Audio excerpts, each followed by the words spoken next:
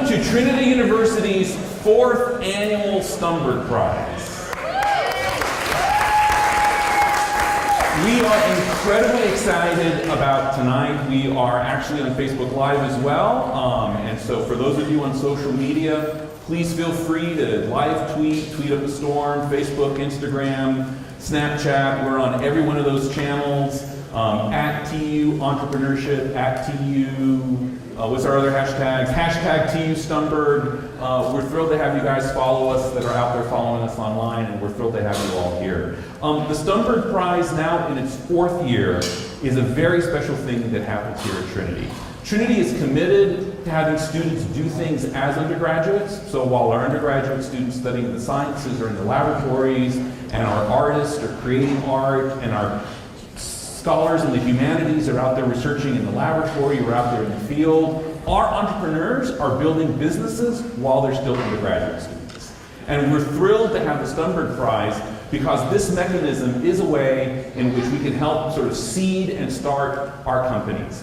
This is actually the first part of what is a 2-part competition. So we had 16 teams actually submit applications as part of our annual call for all current Trinity students and alumni within 1 year of graduation who are interested and have an idea of launching a for-real company, whether it be a for-profit or a non-profit. We help provide that kind of experience. So of that 16, an independent group of judges has decided that these are the 10 teams that tonight will be competing for $5,000 checks to help fund their business, as well as spots in our summer accelerator where these teams will have the opportunity to be working full-time for 10 weeks during the summer on building their companies. And that's what we do here at Trinity Entrepreneurship as part of our summer undergraduate research experience, where we have a bunch of students here working on projects during the summer. Those 5 teams then will come back roughly the 2nd or 3rd week of September and be competing for a $25,000 grand prize. We're incredibly excited about our Stumberg team finalists. These are the 5 teams every year that go forth and compete for this $25,000 grand prize. All of the teams that we've launched last year, so of the 27 teams that we've launched, actually, 15 are Stumberg Prize finalists, and of those 15, 11 are still in business. And so we're incredibly proud about these teams actually that we're launching. We've had teams go off and compete at the University of Maryland. They can come in 3rd place nationally as part of the Cupid's Cup. We have a team actually that was the Stumberg Prize finalists from last year. Dubuntu, where are you? Say hello, Dubuntu in the back. Dubuntu will be going off to TCU and competing in the values pitch actually that TCU is having, but more importantly, they'll be traveling to Istanbul, Turkey this year and competing in the Agro Global Challenge Championship as part of Global Entrepreneurship Week actually in Istanbul, Turkey. So we're incredibly proud that through the Stumberg Prize, we're creating teams and real companies that are making a real change in the world. So speaking of real change in the world, the Stumberg Prize is actually a competition that's named after Louis Stumberg, a phenomenal Trinity trustee and member of the San Antonio community whose impact here has been incredibly great. He's quoted as saying that he's hopefully taking the opportunity to leave things here a little bit better. And we can certainly say that through the generosity of the Stumberg family, they've really helped create for our students real opportunities to create the change they want to see in the world. For now we have students that are graduating and working in the companies that they now have founded while they were Trinity students. We're honored to have members of the Stumberg family here with us tonight. If you can please join me in acknowledging Mary Pat Stumberg, Louis Stumberg's wife, who's with us today.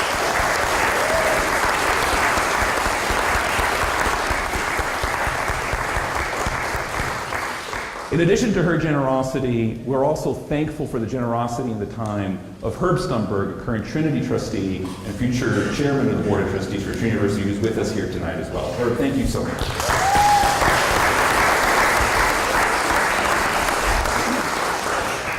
So as I mentioned, our teams get lots of help to prepare for tonight's big event. And don't worry, they're coming up on stage soon.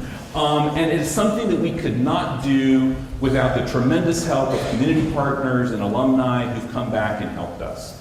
We have a really special program here at Trinity called the Entrepreneur in Residence program, where if you're an experienced entrepreneur who has the opportunity to spend anywhere between a semester to an entire year with us here at Trinity to share your experiences with these students, it's a wonderful experience where we have that. Now, in its 4th year, our Entrepreneur in Residence of this year, David Geralt, has spent this last academic year with us. He's worked and taught actually with our first-year teams, and so some of the teams actually tonight are teams that come out of the Intro to Entrepreneurship course that's traditionally taught by Entrepreneur in Residence. We're so grateful for the great work that David has done for us this past year as Entrepreneur in Residence, and we'd like to come up here and accept a small token of our appreciation.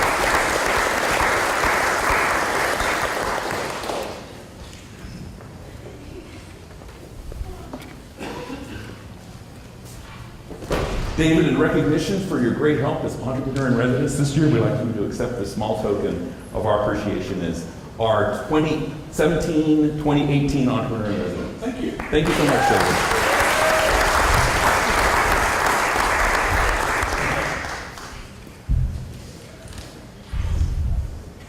All right. Oh, wrong sheet.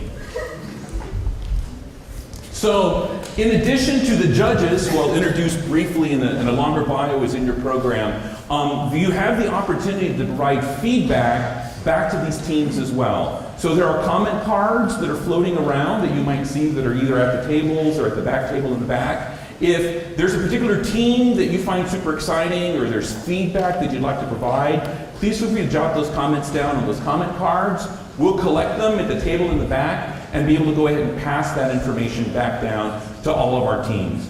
Trinity is committed to the education of its undergraduates, and it's really this educational opportunity that helps improve their experiences in their company. So your feedback is actually incredibly important.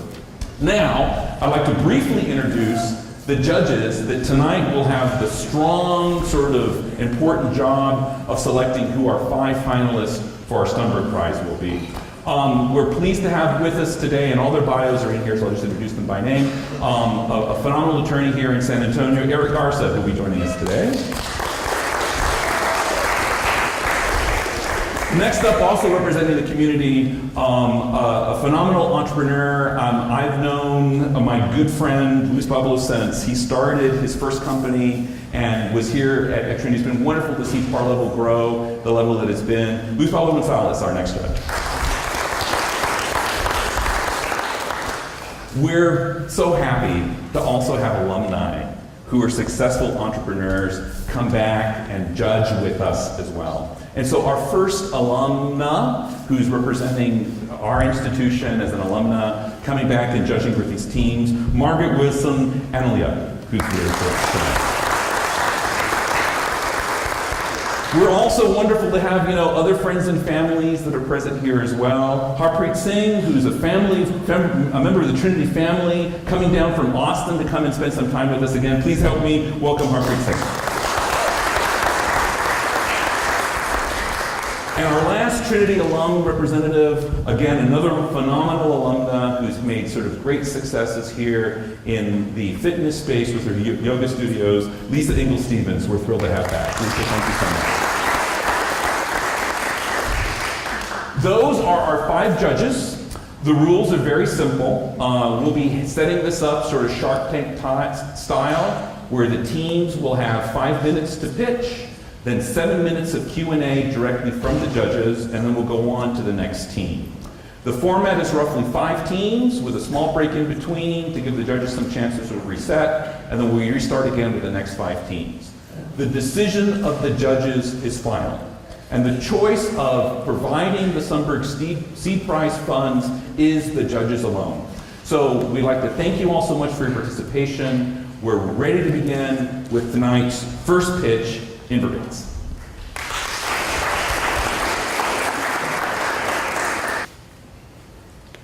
$1,600%. This was the cryptocurrency market cap growth of 2017.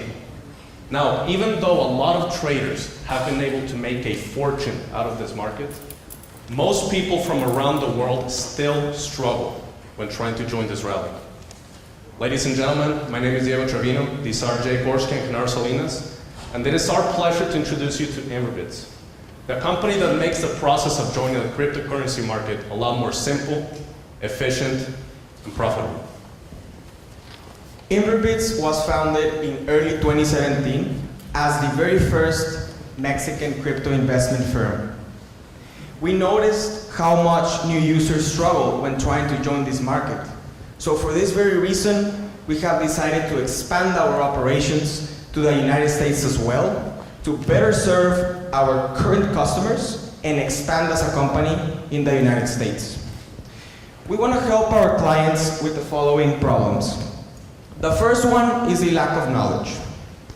Very few people truly understand how this market works. And out of those people, even less know how to trade it. Because unlike the stock market, you can't just go to your broker and say, hey, I want to buy Bitcoin. As a user, you have to first open a digital wallet. Then you have to open an account in different exchanges. After that, you have to select the cryptocurrency of your choice, which is very hard. And in addition to that, you also have to make sure that those assets are securely stored. As a company, we also want to help our clients with the nature of the market itself. Unlike the stock market, cryptocurrencies can be traded 24/7, adding a new layer of frustration to even the most experienced traders. The exchange platforms themselves can also be very problematic, especially for new users, for two main reasons.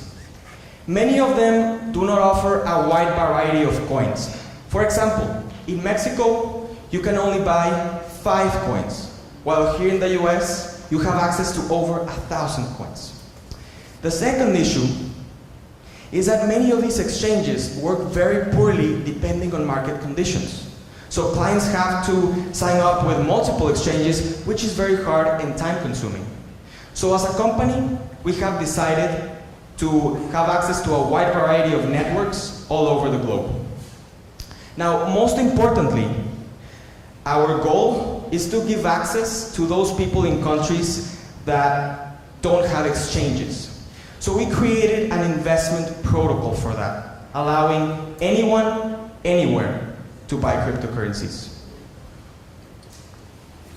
So what we do at Inverbits is we take a complicated process and we make it very simple. We have created an innovative investment protocol which allows us to bring people from around the globe closer to the digital economy. Let me show you an example of how this might work. Say that we have a potential client in Mexico that decides he wants to invest into our fund. He has two options. He can either deposit the money directly into one of our bank accounts in Mexico, or he can send the funds directly through the cryptocurrency of his choice into one of our digital wallets. That money joins our fund where it is diversified through the multiple exchanges that we use into the coins that are a part of our strategy. When the client decides he wants to cash out, all he needs to do is notify us, tell us how much he would like to withdraw, and we have that money to him within 2 to 3 business days. This flexibility allows us to set ourselves apart from our competitors while at the same time giving our clients a peace of mind. Inverbits currently manages a total fund of $400,000, and this is from both people in Mexico and the United States. And the revenue model works in the following way. When a client wants to join our fund, we charge a 2% cash-in fee. As he joins our fund and we start making profits for him, we charge a commission of 20% on the profits made. Whenever he decides that he wants to cash out either part of his fund or the entire of it, we charge a 2% cash out fee. Now, Inverbits is currently working on a technological infrastructure, which is going to allow us to give access to our clients to see the live tracking of their portfolio. But not only that, they will also be able to either deposit more money into the portfolio or to withdraw any amount at any moment. Now, the Stumberg money would allow us to invest into this infrastructure, and the accelerator would help us stay during the summer and be able to keep perfecting our product. With your help, we'll be able to bring people from around the world closer to the digital economy. And together, we are certain that we will be able to redefine the future of wealth. Thank you.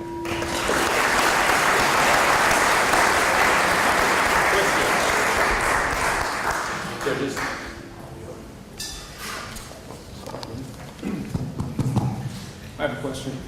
I looked at your executive summary and I see the management on there. Yes. Correct me if I'm wrong, but 2 are students of Trinity? That is correct. I recently graduated in December. Okay. Yes, sir. And 2 are not? So actually, I'll go over the team, if it's okay. So Carlos, who is our Chief Compliance Officer, founded the company along with me. Whenever we noticed that there was a very big opportunity regarding services that help people invest in the cryptocurrency market. Jake is our CIO. We have our CTO, Albin Babasi. He actually is graduating this semester. He wasn't able to join us, unfortunately. But he's the one developing the technology infrastructure that we're currently working on. Genaro is our Director of Success, and we also have a senior analyst that is actually based in Dallas. And he works directly underneath Jake in helping him make his assessments. So to make it easy, how many are Trinity students now? 2. 2. And how many are former Trinity students?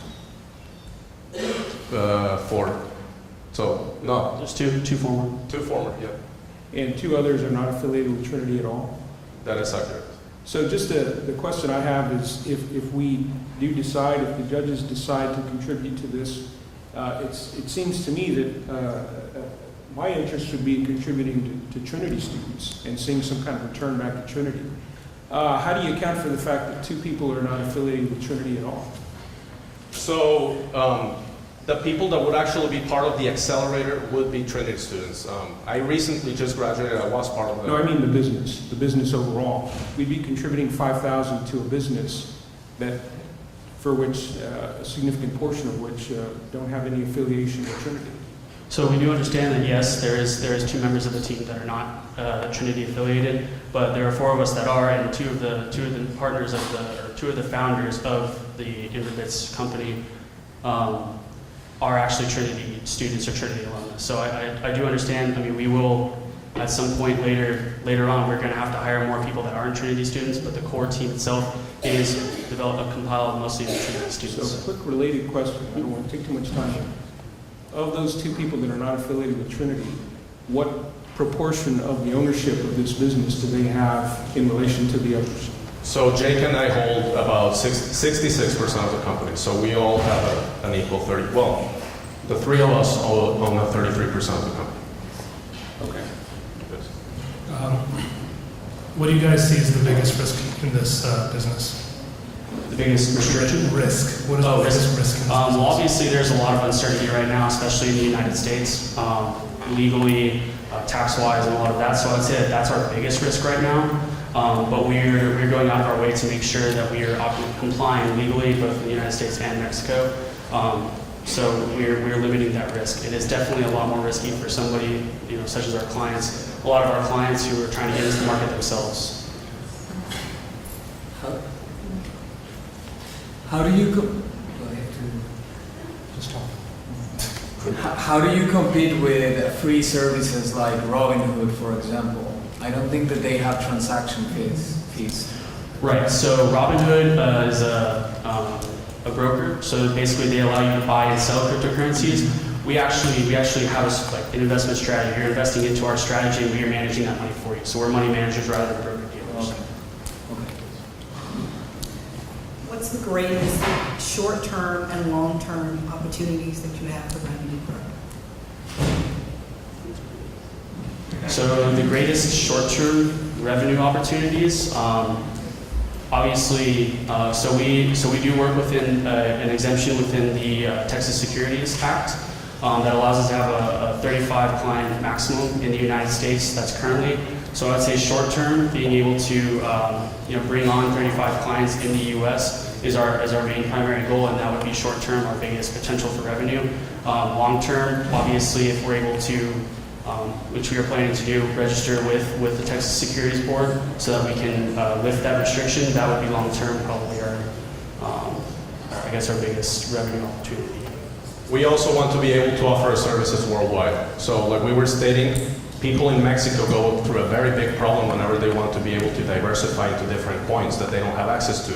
We have seen that a lot of people from around the world, not only Mexico, have the same problem. So right now, the accelerator would help us structure ourselves in such a way in which we can actually start offering these services around the world. I think as an investment manager, Yes. I know we're in question mode, but we're also, I want to just share a little bit. I would want you guys to be careful about general solicitation and marketing, right? You guys have to be working with accredited investors, and et cetera. It sounds like you guys are doing that. It says sophisticated and well-informed up there. But as somebody as one who's trying to build out a tech platform, and as an investment manager, not a broker-dealer, just want to be thoughtful about how you guys are marketing. So it looks like you guys are already thinking about that, but just want to make sure that's on your radar. Thank you. Is that 20% negotiable? I mean, have you thought about having a sliding scale? Because for a customer, just in general, 20% sounds like a lot, being based on perhaps how much you buy in, that percentage could go up or down, and also considering the country that you would buy it in. So as of right now, we actually haven't had any complaints from our clients. So the 20% may seem like a lot, but we make sure our clients are well informed and understand that. We haven't really thought about making it negotiable because it hasn't come up as an issue. Yeah, I mean, my feedback would just be incentivize, like if you threw in Justin Timberlake concert tickets, I'm there, you know what I'm saying? But 20% is a lot of money, so. Right, and at the same time, it is a little bit of a dangerous path to start going down that road as money managers, so that would be something we'd be very cautious about before considering something like that. Last question. What percentage of somebody's net worth or assets do you think is appropriate to be in cryptocurrency? So you said what percentage of their assets, right? Yeah. So as an investment manager who might be recommending to somebody they should consider cryptocurrency as part of their investment portfolio, what percentage do you think is appropriate? So I don't want to generalize, I guess, and just give you just some number. Obviously, with different investors, it's going to be different depending on their portfolio. But we make this very clear with our clients, and I want to make it clear to everybody: you should never invest more money than you can afford to lose, especially in a market that's very brand new and very, there's a lot of uncertainty in the market. So I guess I would say, make sure you're not investing more than you can afford to lose, regardless of how much you invest. And time. Please join me in thanking Infobiz. Thank you guys.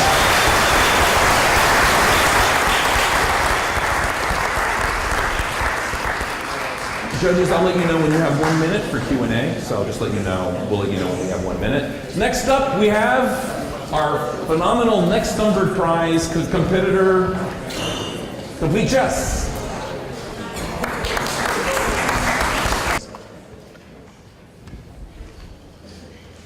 Hi, my name is Bob Lee, co-founder of Complete Chess. And I'm Camden Lamont, Program and Education Director at Complete Chess. Our company provides a comprehensive solution to everything that is chess. We offer before and after school chess programs, scholastic tournaments, chess camps, private lessons, and club membership at our own chess facility, which is the first and only chess center right now in San Antonio. Did you know that according to the World Chess Federation, 70% of the adult population have played chess at least once in their lives, making chess the most popular board game of all time? Additionally, the competitive nature of chess also appeals to younger players and has led to a very vibrant scholastic chess community. Thousands of students regularly show up to local, state, and national chess tournaments every year. Also, due to its cognitive benefits and educational outcomes, the game has become a common sight in schools, even making its way to the standard curriculum. Following the Chess in Schools educational initiative, there's been a huge demand for a chess education from parents and school administrators. However, there are currently no companies in San Antonio that can provide a chess education in an organized and professional manner. But that's where we come in. Complete Chess manages a team of highly qualified coaches to deliver a chess education in a professional and interactive manner. We provide a wide range of chess-related activities for all individuals, from young to old, to entry to expert level. These activities range from partnering with schools to develop chess programs and hosting tournaments at our own private facility. Founded in the fall of 2017, spring of 2018 is the first semester in operation for Complete Chess. Within just 3 months, we have reached some very encouraging numbers. We're currently working with 18 different schools, providing chess education for more than 350 students. Our gross revenue for the first quarter of 2018 is at $33,125. Thanks to the variety of services that we provide, Complete Chess has the opportunity to serve different types of customers, from school administrators to children, parents, adults, chess enthusiasts, and so on. However, our main customers are parents with children from kindergarten to 5th grade. These parents really value the extracurricular activities that will provide a gateway to higher education and achievement. That is why they would choose chess in our services over other programs. Complete Chess is a low overhead, high profit company with multiple sources of revenue. Currently, our main expenses is the salary of our coaches. However, we believe that as our program expands and develops, the profitability of it will also increase. Our goal is to partner with 60 different schools out of 500 in San Antonio by fall of 2018. This will bring our company's growth to 200% and bring our total gross revenue to $150,000 by the end of year one.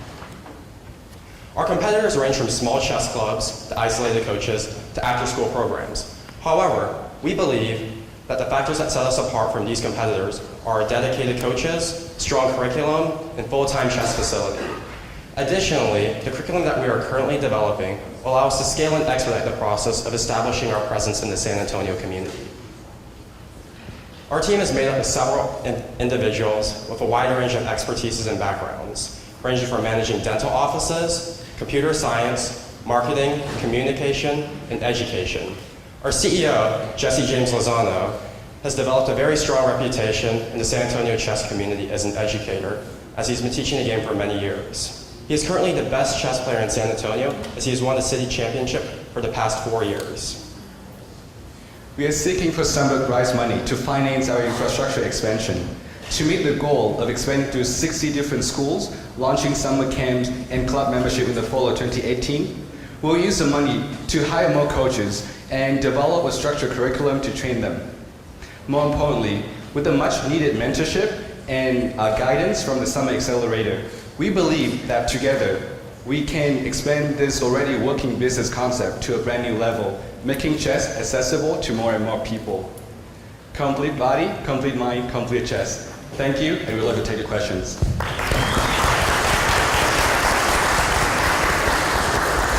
Judge's question. This sounds very commendable. I read your executive summary. Your mission says one of the things is that provide children and adults alike with the tools that will increase their level of academic performance. Surely you're familiar with the fact that the Texas legislature continues to slash funding for education in public school levels, all right? Plus, coupled with your mission to try and increase academic performance, that leads me to think that whether or not there's money available for school districts that want to spend money on things like chess when they have higher needs like passing the STAR test and so forth. How do you confront that problem? How do you address it? What do you do about that particular obstacle given those facts? Sure.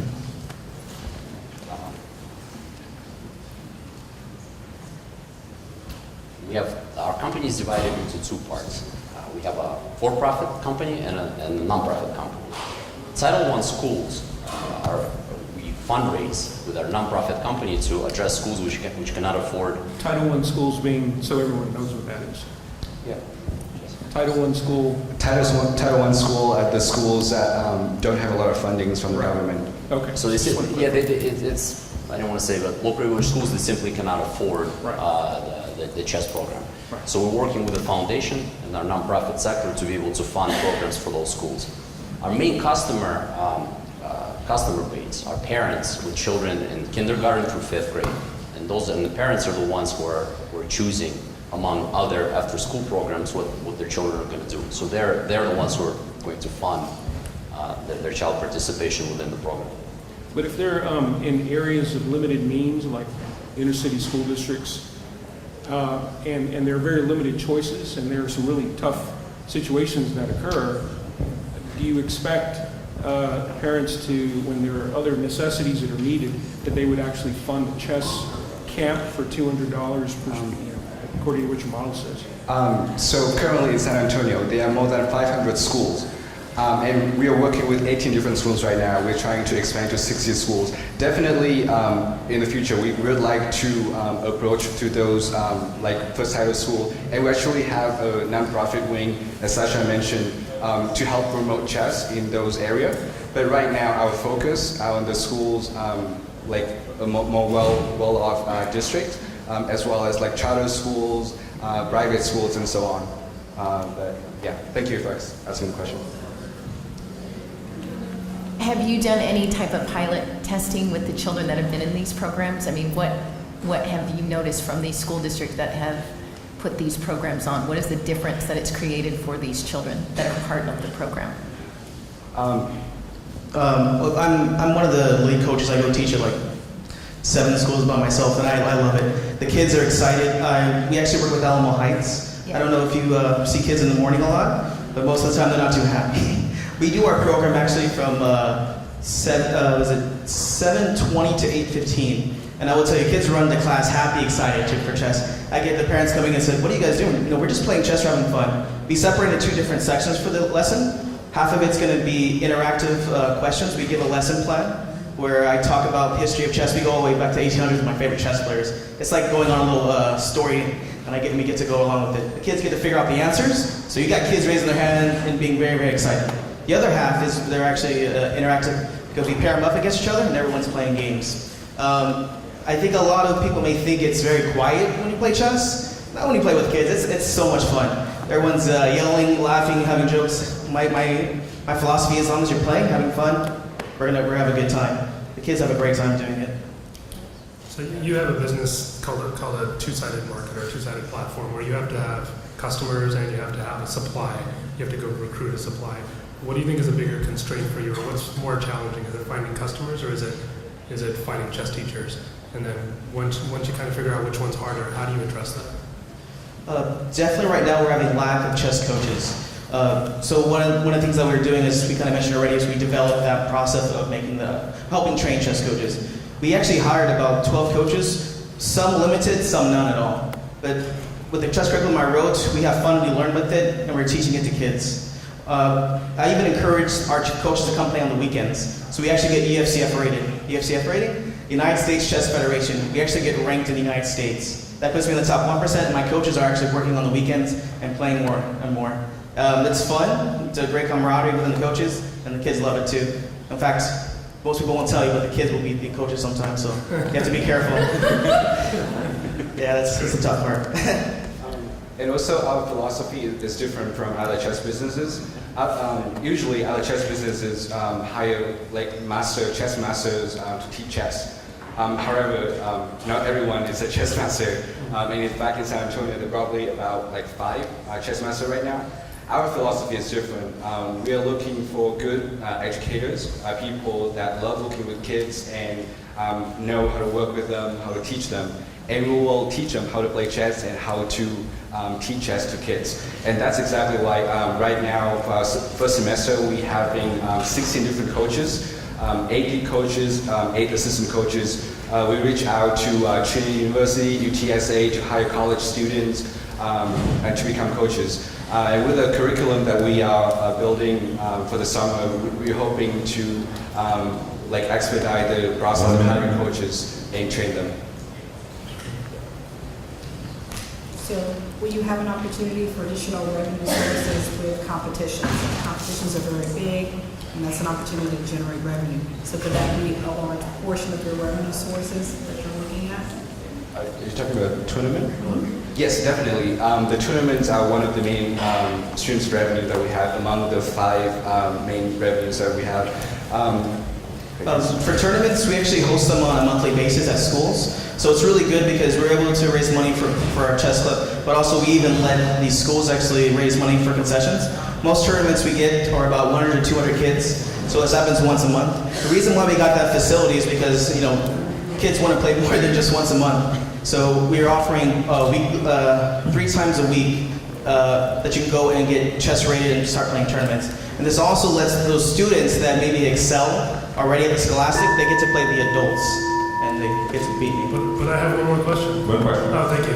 How do you how do you guys think about moving from some of the schools that have great access and great funding to some of the lower income schools in San Antonio that provide, you know, this kind of service? I'm actually from San Antonio, born and raised, and I'm from the South Side. So it really means a lot that I try to keep the cost as low as possible. I even get into fights with some people about about how much we should be charging, because I really believe in high number. We're going to get everybody involved, and that's what it's really about. This is just our faucet to getting the kids to learn things. If they become chess masters, that's great, and I really hope they do. But I really want them to be learning all these great things that you learn about chess. Great, thank you. Thank you so much. So one of the interesting things about our Stumberg Prize is that unlike other venture competitions at other institutions, our program is open to students here at Trinity at every level, regardless of whether or not they're graduating seniors or first-year students. We'd like to introduce one of our first-year teams. These are students actually that are first-year students here at Trinity. They're first-year students, they're in our Entrepreneurship Hall program, and they took the Intro to Entrepreneurship course actually this semester with Professor Gerald Hatch.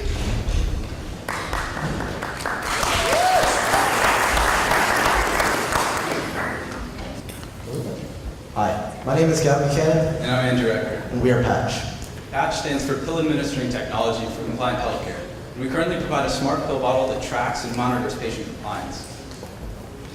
So I want you to imagine that you want to take a drug to market. The first thing that you're going to do is you're going to construct the first phase clinical trial research study to ensure the safety of your new medication. It's going to take a lot of effort. It's going to be comparative and double blind, meaning that randomly, some people get the pill while other people get a placebo. It's going to run you somewhere between a few million to many millions of dollars, and it's going to take about 6 months to complete. Now, close to the end of the study, around month 5, you realize a couple of your patients forgot to take their pills for that month. Now you have a decision to make. You can either go forward with potentially bad data, or you can restart, wasting months of valuable time and resources. And this is an issue that could have been easily solved if you simply had a way of knowing if your patients were taking their pills in real time and notifying them if they hadn't. In fact, every single year, over $700 million are wasted simply because people forget to take their pills as they've been prescribed. That's why our solution is Patch.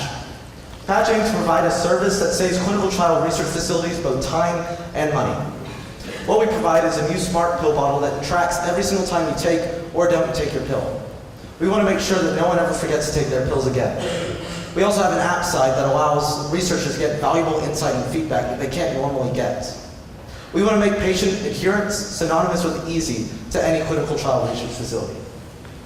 The patch bottle itself is relatively easy and simple to use. We like to think of it as the Pez dispenser meets the Internet of Things for pharmaceuticals.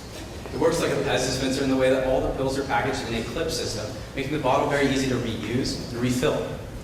And it works with the Internet of Things, meaning that every time a pill is dispensed, it's tracked using BLE or Bluetooth Low Energy technology. Also on the patch bottle, we have an LED light that displays green when the patient has taken their pill that day and red if they have not. The Patch app is part of the Patch service as well. And there's 2 main portals, the researcher portal and the patient portal. In the researcher portal, the researcher is able to monitor whether the patients are complying to their prescriptions and actually notify the patients if they're not. And on the patient portal, the patients are able to jot down notes about how they feel and fill out surveys about whether the medications are actually working or not. This is actually vital information for the clinical trial research facilities. But the problem is right now, the researchers actually have to transcribe handwritten patient journals and notes into their computer systems. This is causing a major issue, and it's wasting a lot of their valuable time. The Patch app solves this problem. So now that we have a service, it's important to understand our market. Our early adopters are local clinical trial research facilities in the San Antonio and Bexar County, of which there are over 50. We've already been in contact with over half a dozen, and right now we're getting mentoring from the current head of clinical trial research department at UT Health. Because of our initial validation and feedback that we've gotten thus far, we estimate that in our first 5 years of production that we can make an annualized revenue of anywhere between $1.5 and $4.5 million. However, our scalability is huge. There's over 2,900 in Texas, over 92,000 in the United States, with a total market size of $65.2 billion, meaning that our projected growth is virtually limitless. And the reason why our projected growth is virtually limitless is because if you take a look at our competition, we're the only smart pill bottle in the entire industry that is affordable, data tracking, and a service. But more importantly, we're the only smart pill bottle or service in the entire medical industry that is going into clinical trial research. With the $5,000 for Stumberg, we plan on using it primarily for our mechanical and electrical engineering costs. We're partnering with a firm in downtown San Antonio called BJN Engineering, and they'll be manufacturing all of our patch bottles. We also plan on using it for managing our cloud-based data storage systems and our travel expenses, where we plan on traveling to different locations in Texas and across the US, meeting with potential investors and going to different startup venture competitions. I'm Andrew Eckert. I'm Gavin Buchanan. And we're Patch. Thank you.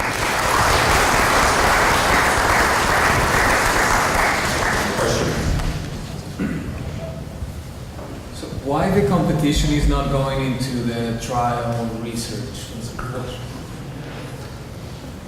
And so that's mostly because the people that are in the smart pill bottle industry right now are selling directly to consumers. And the clinical trial market is actually widely open to be tapped into. It's just that no one right now is thinking about that. And from our validation that we've gotten from a bunch of different clinical trials here in San Antonio, it is a service that they're wanting and that they need. There's just no providers out there right now. So there's nothing that prevents these companies to go and purchase that consumer-facing product that you're going to be competing with and use it as effectively as what you guys have? Yeah, so actually there's a few different things. So right now, all of our competitors are only geared at trying to remind people to take their pills on time, but no one's actually trying to collect that data, display it to a certain target audience, such as researchers who really care about that data. And there's also not that app side to it that allows the patients to jot down how they feel and some of that data that's really vital for a clinical trial research study. I've got a question. It's a pretty well-known fact that the elderly are the highest consumers, or the highest, let's say, percentage of the market. I just don't see my elderly aunt getting on an app, learning a new technology, trying to figure out something that would be useful for it. I'm saying it not to be critical. I'm saying it to be, and see if you've thought about that. What's your response to that? Okay, well, the first thing is that in order to get into a clinical study, you have to volunteer to be in it. And so most of the people who are getting these drugs really care that they're taking it. Sometimes it's to save their life, and sometimes it's because they're really interested in what the drug might offer, or because they're being paid.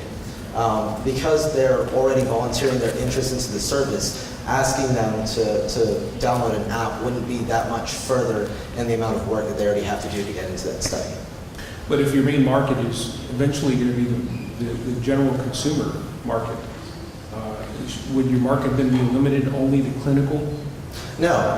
In fact, we wouldn't have to worry so much about the app. The app is mostly so researchers can get vital information. So basically every single week or every month or so, the clinical trials bring in the patients and they have them sit down and then they go through this long process of asking them how they're feeling, how they've been feeling, asking them questions about the effectiveness of the drug. All of that can be easily cut out by having them do it through the app. So whenever we sell to consumers, just having a smart pill bottle that reminds you to take your pills on time and flashes red whenever you haven't and green when you have is easily appealing to anyone. Then, just one more question. Would then that suggest that maybe your market is not necessarily clinical trials, but eventually dispensaries of pharmaceuticals, like CVS's, the Walgreens of the world, and that's a really tough market to get into, I would assume.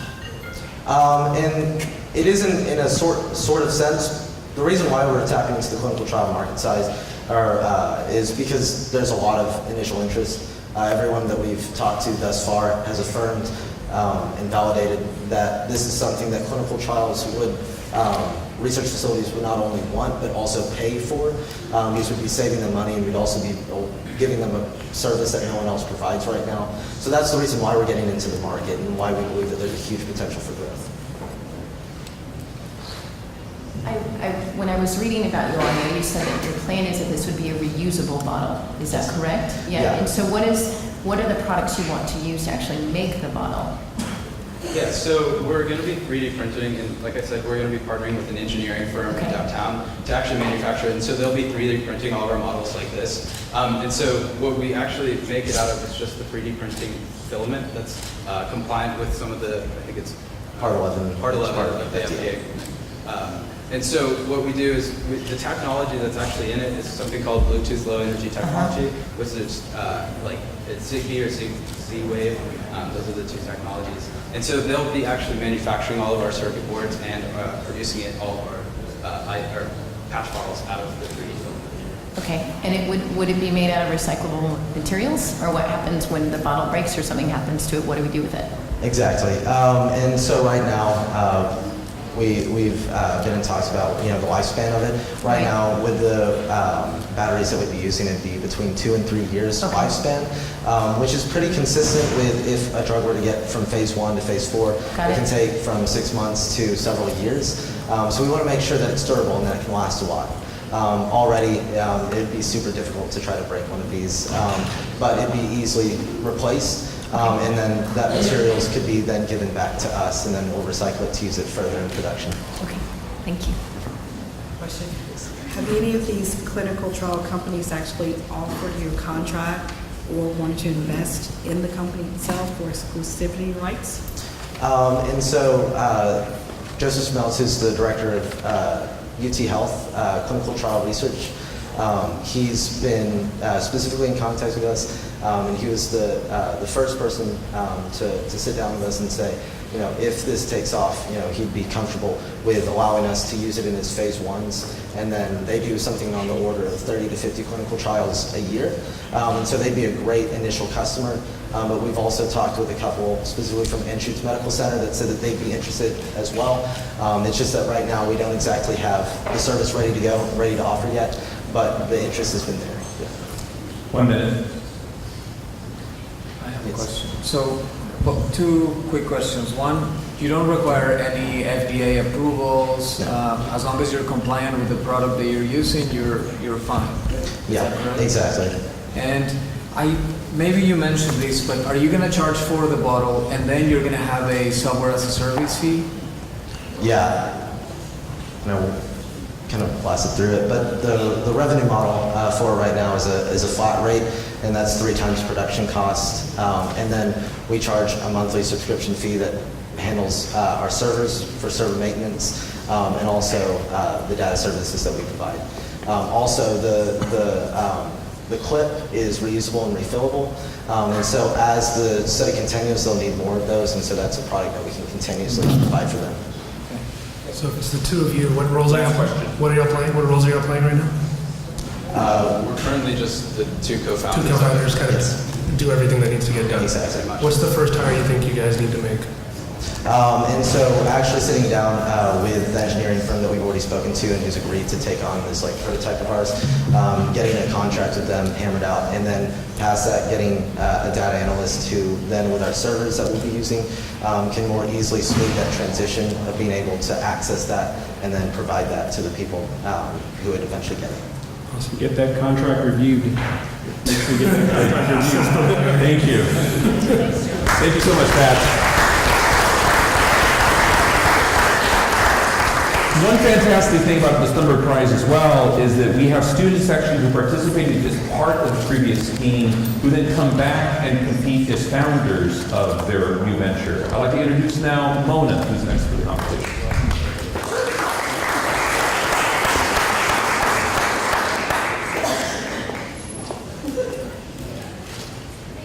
Hi everybody, my name is Andrea Acevedo. I'm an artist, programmer, and a patch enthusiast. And so today I'm going to be telling you a little bit about my application, my augmented reality application that I'm developing.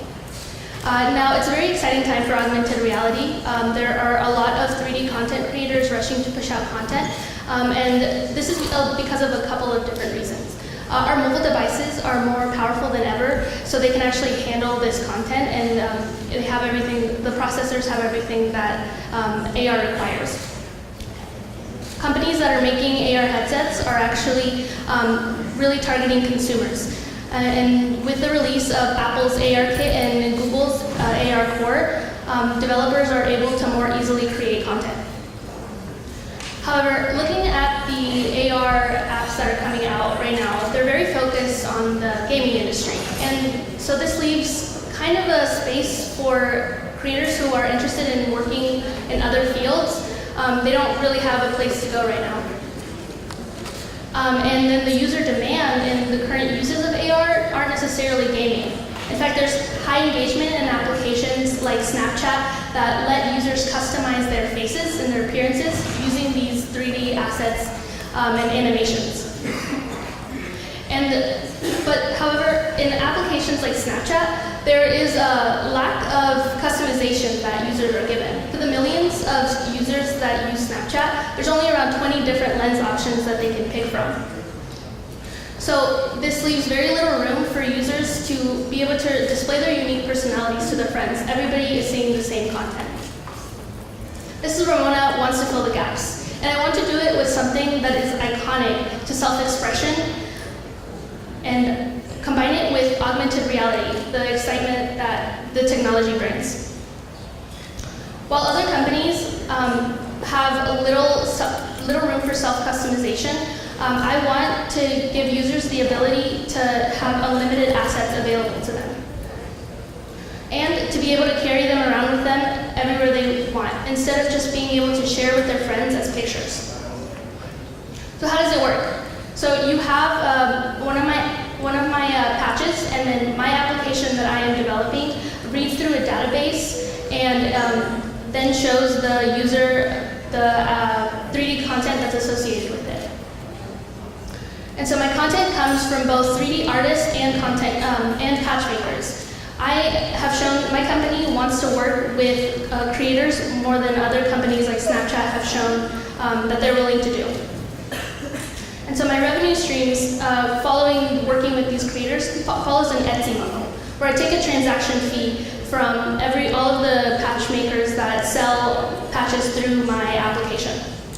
And there are two different options. One where I sell a package with a patch and associated 3D content, and one that allows for more customization. Aside from being really great for showing your friends, telling the world a little bit more about yourself and expressing yourself, there is also great promotional power in this application, and consumers are familiar with using augmented reality for advertising purposes. Snapchat is able to use augmented reality filters, and people actually wear them. But with mine, companies could actually give out embroidered patches to people that could then put them on their backpacks or on their clothes. And not only do they have awesome 3D content associated with it, but they also are able to wear it on their backpacks and their clothing at all times. So even when the app is not on, you can still see the promotions and the advertisements. Now, I'm an iOS developer and the programmer behind this, so I don't have to pay anybody to actually make this app for me. So the seed funding would all help me to pay for the developer licenses that I need to build these apps. Right now I'm using a lot of free content too. It would also help me with my hosting services and being able to protect my intellectual property. And from everyone at Mona, I would like to thank you all.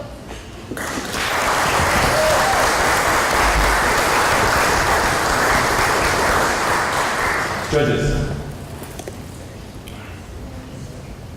Okay.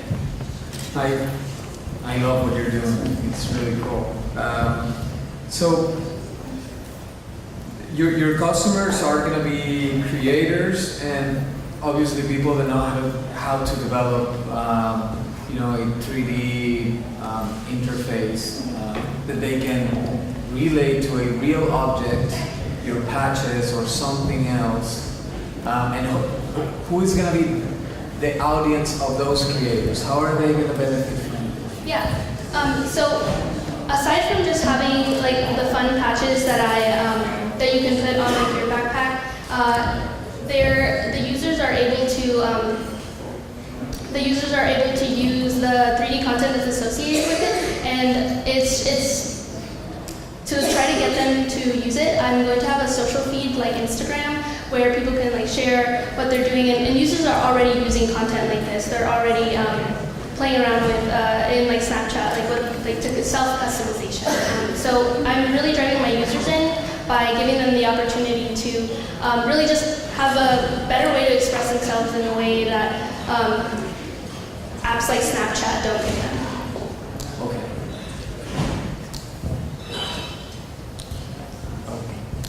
Question? I'm not too familiar with this technology.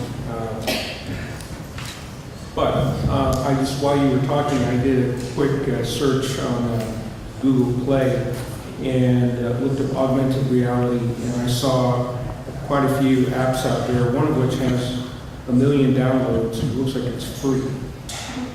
How do you compete with that type? And a sub question to that, are you the only person involved in designing, marketing, heading, administering, all of that for this company? Yes, I am the main person, that's the main developer, but I do have a team, and I'm hoping to grow my team a little bit more to help me with the marketing. But for the application that I'm making, it's actually free. The content that you want to, if you want to go ahead and buy the content on my store, that's what will cost money. But so unless you have if you get an app that is given to you as like promotional purposes, then you can have those apps. But companies already, gaming applications and already sell content on their apps. So it's not something new to pay for virtual content. That's something that plenty of people already do and make quite a bit of money selling content within the applications. So then would your, let's say, revenue strategy be more one where you derive money from a cost per customer, or would it be from sponsored ads that accompany the actual program? I think that what I want to do is definitely charge people who want to promote their brands on my app more than like indie creators. Like I mentioned, I will have a transactional fee, like per purchase, like a small fee that I take from the sellers, like the patch makers and the 3D content makers. So I'm taking from there, and then I'm still working on the pricing, and I'm hoping to do that over the summer to figure out the exact pricing that I want to charge people.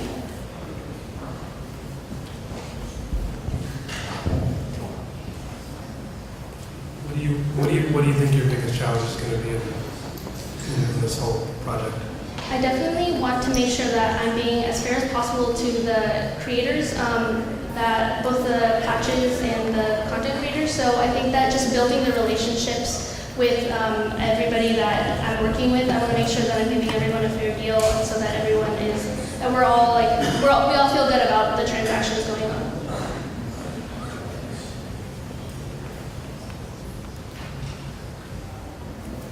Great. Thank you so much. Thank you.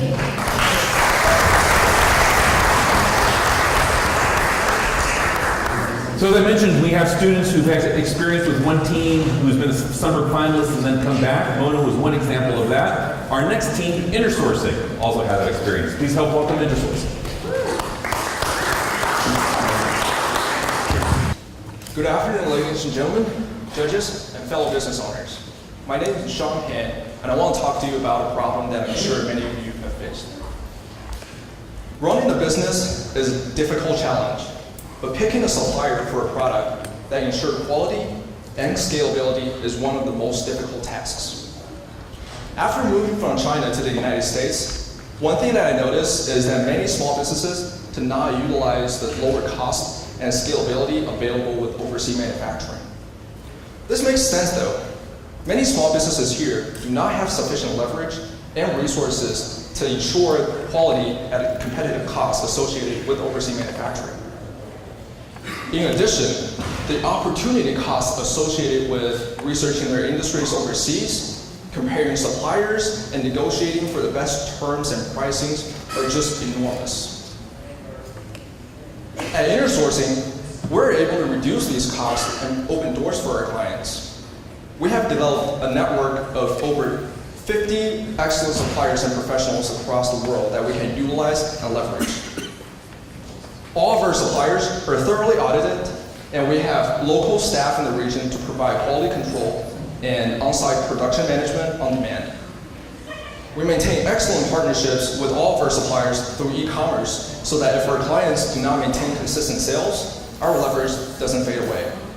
And in addition, because of everything we have with our supplier, the strong tie, the quality control capabilities that we have, and the additional e-commerce income, we provide 100% product refund warranty to all our clients' order over 2 years. Now, here's how we work with a client. Our network spans across 7 major industries. We would pick the most qualified supplier to best suit our clients' needs and their products' needs, and handle all interactions and transactions for them. The client will place an order through us so that it puts financial distance between the client and the supplier, and the payment of that order will stay with us in US securely, as we handle the international transactions with overseas banks. We offer trades of all methods to suit our clients' needs, and of course, all products will be carefully inspected and shipped to a place designated by our client. We could provide the entire shipping logistics, or if our client's customer has some means of shipping that they would like to work with us, then we will happily connect them directly to resolve any issues. If our clients wish to export their products to one of our network countries, we could assist them with structuring a legal entity as well as developing marketing and sales channels in the region with the help of our local staff and professionals.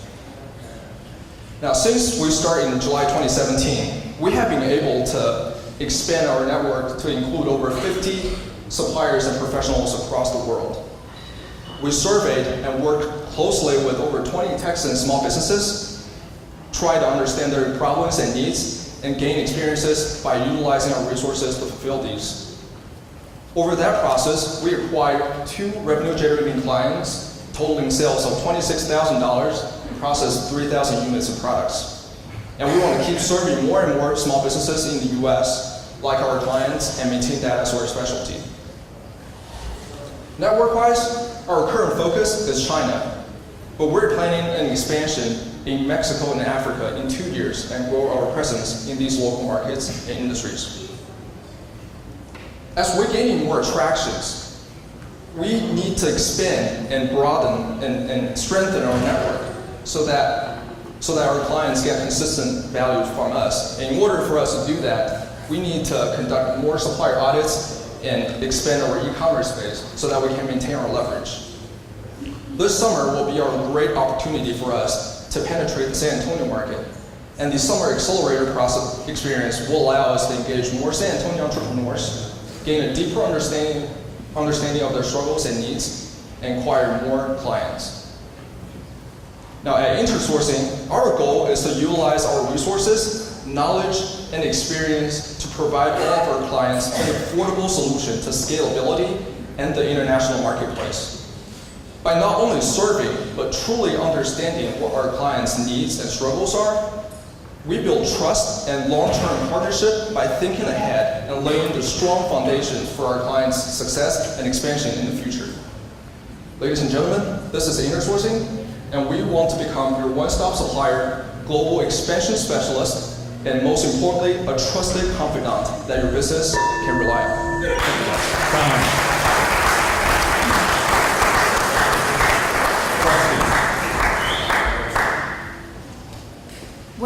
What is the average turnaround time on this process for a small business?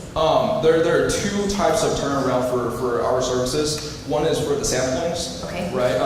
They gotta develop the mold and make the product and prototypes. That usually takes about 2 to 3 weeks for the prototypes. And once the prototypes are gone through, the manufacturers have a very accurate understanding of how much their production is going to need.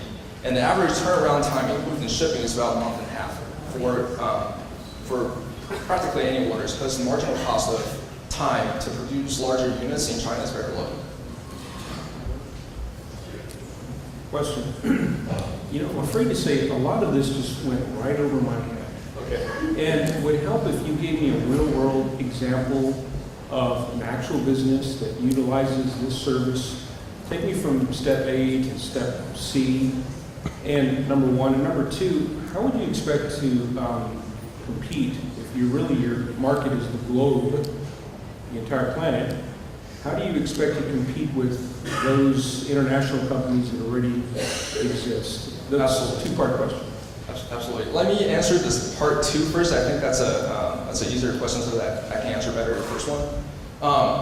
Our goal is to not only serving, but really partnering with our clients. And that partnership is going to allow us to continue working with our current clients and spread our recognitions among the local markets. And that way, we're not really going to expand us or thinning us out so that we can get more clients. We want to maintain long-term partnerships with our clients and deliver better values instead of. I think that's going to be the most important thing that we deliver to our clients instead of just some other cheaper competitors out there that can outbid us. And the other part is that we provide transparent pricings and assurance, the qualities, and the payment stay with us. And a lot of our competitors across the world doesn't do that because of they're overseas or they don't want to bear the financial responsibility of that. And the first question is that let me talk to you about the company that I have fortune to work with over last year. So I'm sure some of the people in the audience and the judges will recognize one of the companies last year pitching at Stumberg was Pocket. And they were, I'm very fortunate to have them as one of my clients. So what happened is that they had their prototypes done, and what they do, they can provide me with a prototype, and I will send the prototype to a few actually of the manufacturers I have network, and then ask them to prototype the products. And that way they assess the cost and the lead time for production. And through these manufacturers, we pick the best one with the pricings, and then after that, we will just assign that supplier and 2 other alternatives just in case that one, God forbid something happens, and then have the backups there. And from now that on, any order is processed from the Pocket. For example, if some buyer buy Pockets from Pocket Company LLC, and then they will buy Pockets from us, and we then buy Pockets from the manufacturer. That way, that Pockets is not negotiating with the manufacturer directly, as they don't have to put the money into their pockets. Sorry, to put their money into their right. The payments stay securely with us. Yes. So, Sean, I've gone through this a couple of times, from dealing in China, Tijuana, Mexico, and you mentioned that you bear the liability of shipping, of payment, which is great, but it's a big risk. It is. It can literally break an entire company if something happens, right, on the transportation of product. Right. So, are you insuring yourself on doing that? That's one question. The other one is, it's really hard for a small business or someone that is not manufacturing in large quantities to go to China, right? Exactly. And it gets to be very pricey.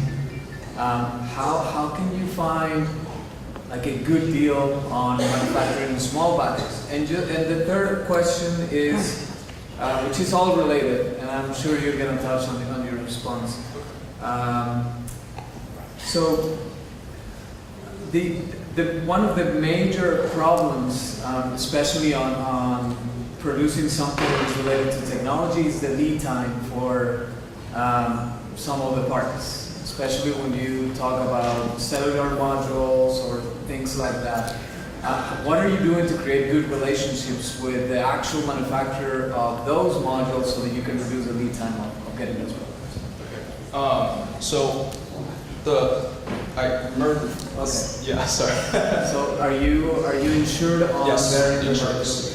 So the insurance part, first of all, we are currently not insured as a company, but all of our shippings and products are carried out with the CIF shipping terms, so that the products shipped from China to the U.S. are provided by our suppliers instead of us. They are insuring the product, and the beneficiary will be us. In that terms, if any products get lost or stolen in the sea. And we usually ask our suppliers to not only cover for all risks, but also some more risk and higher risks, just in case. So we add additional layers of safety in that realm. And for the warranty part, that's kind of also the question of the liability, is that because of our quality control staff on site and our excellent partnerships, and the fact that we've audited every single one of our suppliers to make sure that they've comply to a bunch of other compliances. For example, ISO 9001, SA 8000, BSCI Disney, BSCI Walmart, the social responsibility, so that making sure they don't employ any, child laborers or stuff like that. And the third part of the question is, I'm sorry, the lead time. The lead time, right? To be honest, at this point, we haven't really engaged with high-tech industries yet, just because that we are trying to expand on the products that that are labor-intensive, but at the same time has a high cost of manufacturing here in the U.S. The high-tech industry is something that we definitely want to look forward in the future, but at this current stage, we want to broaden our network base and gain more knowledge in the industry before we proceed to that. So my question would be, it's a lot of this is relationship driven, right? I imagine you have relationships in China. Absolutely. Hoping to have relationships already in Africa and Mexico. How do you create a sustainable business that's extremely relationship based should something happen to you? Yes.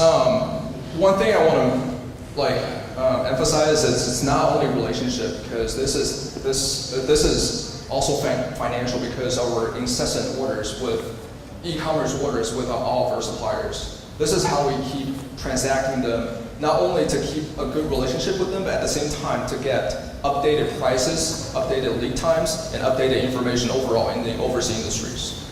This is something that we do as a business instead of just me creating a relationship. But creating a relationship is the start, but the overall transaction is part of what we're keeping to make it broader and strengthen. Great.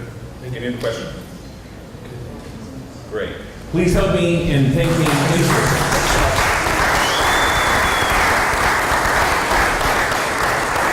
So those were our first 5 teams. We're going to take a quick approximate 5-minute break. We'll be restarting shortly after 5:40 or so, about 5:42, 5:43. Thank you all so much. We'll be back in approximately 5 minutes.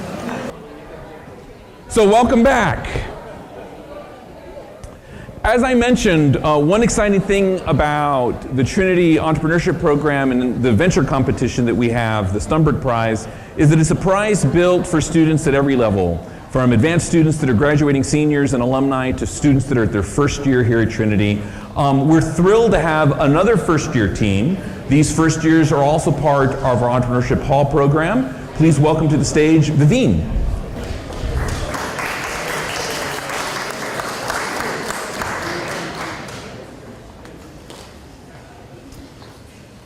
Hi everybody, I'm Sabrina. And I'm Maddie. And we are Vivine. Vivine is a healthy hair care company. And what we want to do is bring women the hair they want while still keeping it healthy. We're going to talk to you today about our first product, the product infuser. So I personally have really damaged hair. I wake up every morning and run a 450-degree iron over my entire head. And one day I went swimming and lost 3 inches of my hair. So this is a big problem in just the way that we treat hair today. With color treatments and with heat appliances, we're doing our hair a lot of damage. And there's a huge market for products to fix these salon treatments and at-home products. But the thing is, they tend to get super expensive, and you don't see results until a month or 2 out because they just sit on top of the hair and they don't absorb. So we propose the product infuser. It may look like a flat iron. I promise it is not. There's absolutely no heat. This bottom plate vibrates with 36,000 vibrations per second to break down products into their smallest components so they can be worked into the innermost part of the hair. Kind of similar to like a essential oil diffuser or a humidifier. And then this top plate has an infrared light, which stimulates hair cells to encourage them to grow and heal on their own. And now is a really great time to be coming out with a product like this because there is a huge cultural movement where a lot of women are wearing their natural hair. And also a lot of people are trying out creative hair where they're styling it with heat styling and doing color treatments and other salon treatments that damage it. And this industry is huge right now, amounting to $4 billion. And as I said before, this is only our primary product. Vivine wants to expand into a lot of issue-specific products as well that are going to be used specifically or catered specifically to use with our end user. And for issue-specific, I mean if someone has really frizzy hair or really damaged hair, they can buy certain products catered to that. So we have a two-pronged market strategy. Because this product is so new, first we are going to give it either free or steeply discounted for salons to use when people actually come in to get their hair done. Then they can buy it right there on site and take it home to use. We will also be offering this product online, also with our accompanying products. So our revenue model, we're going to sell it to salons for around $75 with an estimated profit of $35. And salons typically mark up their products 50 to 100%. That's how it's going to be sold to clients. And we've actually talked to 35 people from the client market about our product, and 87% of them have said they would be down to buy this. And we've talked to 3 salons and 1 beauty school. And all 3 of the salons have said that they would be open to trying it and are excited to buy it if it works. And 2 of those salons actually are in San Antonio here right now, which is why we're excited to stay over the summer. So there is some competition. Obviously, there's salon treatments and beauty products that are supposed to help heal damaged hair and cater to these various issues.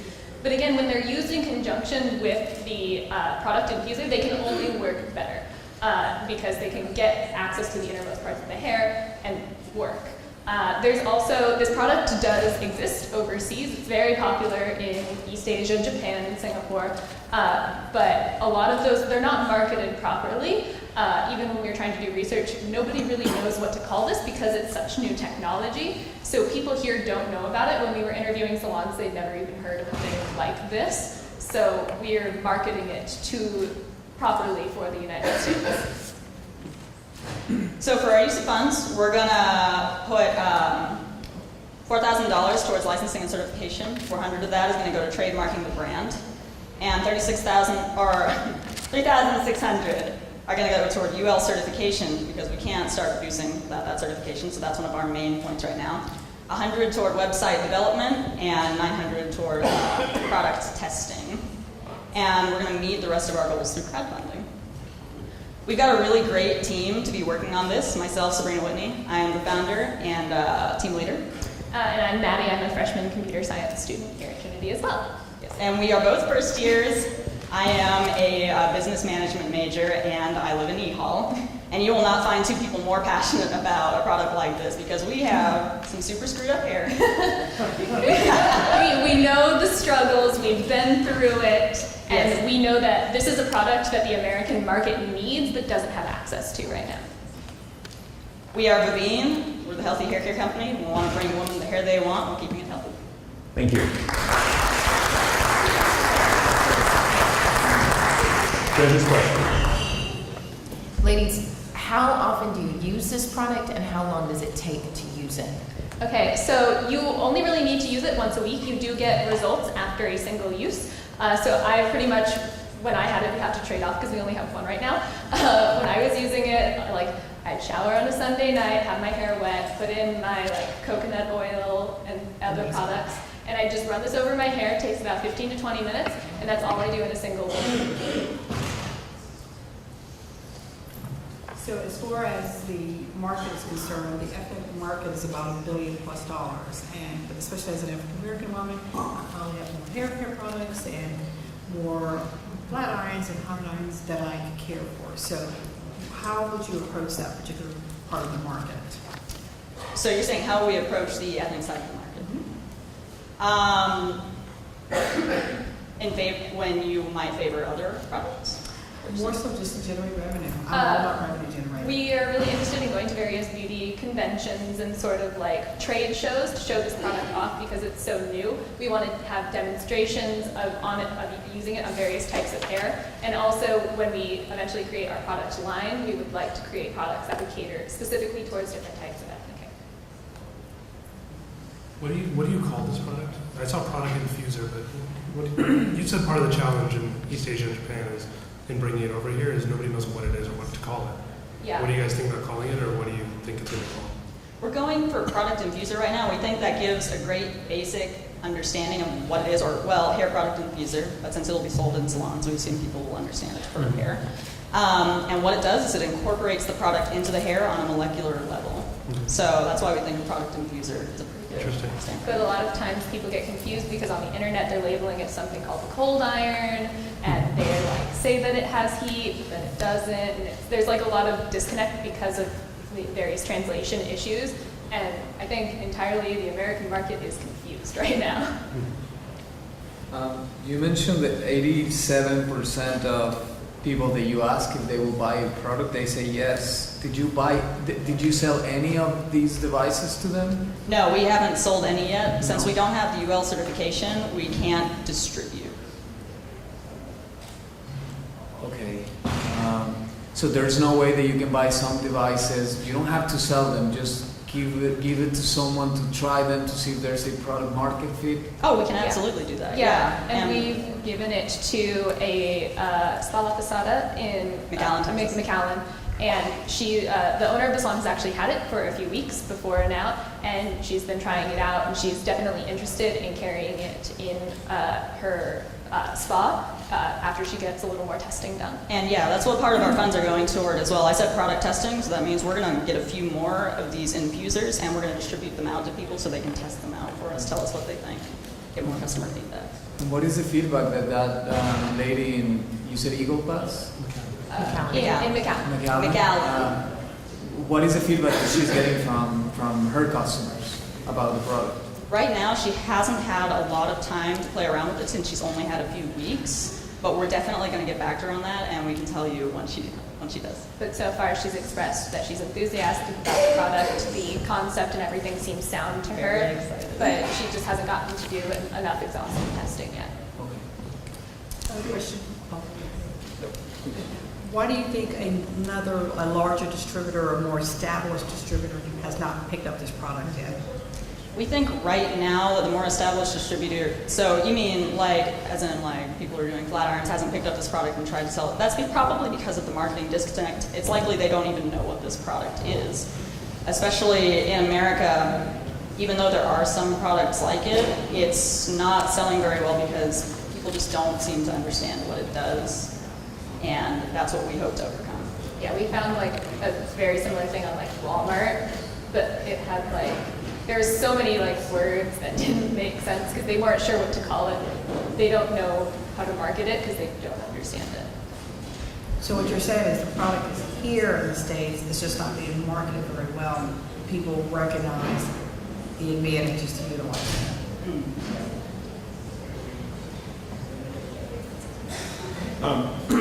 First thing is that I heard you say that the product itself costs $75, but your executive summary indicates that it's $30. Oh, I'm sorry. So what we said in the presentation is that we're going to sell it to salons for $75, and $30 is only the estimated cost that we think we can get it for. And that's not including tariffs, which we have factored in later.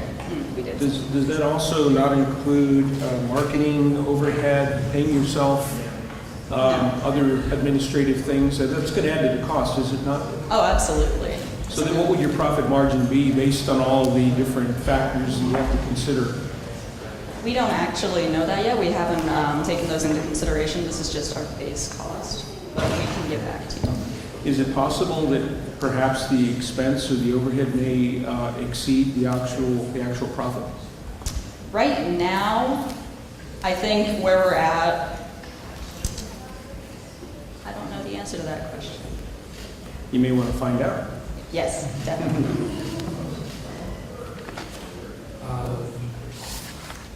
Great. Not a question, but a comment. I don't get effusive about many things, but I absolutely love the design work in your slides. And whoever's doing your design work. That was all her. It's beautiful. Yeah, it's awesome. Thank you. Any other questions? One more question. Last question. I noticed you two young ladies are, I guess, the principals of the company. Have you formed an LLC, and if you have, or some type of company, and what is the ownership split? The ownership split right now, I'm going to have 61%, while my co-founder will have 10. So that's what the split up is going to look like, and then we have extra percentages set aside for the partnership. But we haven't officially No, we haven't done officially. the paperwork, but that's something that we want to pursue this summer. So there's no corporate entity as we speak? No, we haven't established anything. Thank you.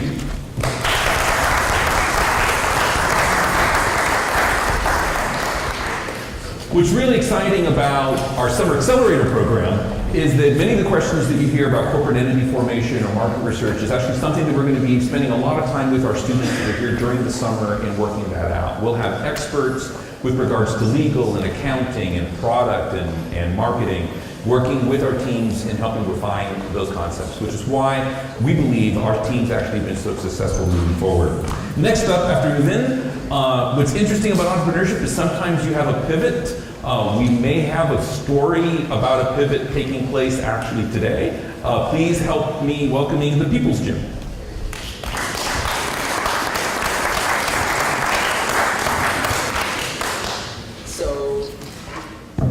So we were the People's Gym until this weekend, and then we talked to Dr. Martinez, and we figured out that we're not really a gym company, we're an analytics company. So we are T5 Analytics, and our goal is to help small businesses soar in San Antonio. So meet Joe. Joe is a dentist, and he owns his own dental practice here in San Antonio. He's an expert at teeth. Joe went to school for years to know how to be a dentist. But you know what Joe did not learn how to do in dental school? He didn't learn how to code. He didn't learn how to do marketing. He didn't learn how to network. He didn't know how to do his own books. And Joe has no interest in doing any of these things because Joe is a dentist, and he doesn't want to have to know how to do all of this stuff. And there are so many different products for business owners like Joe that are out there.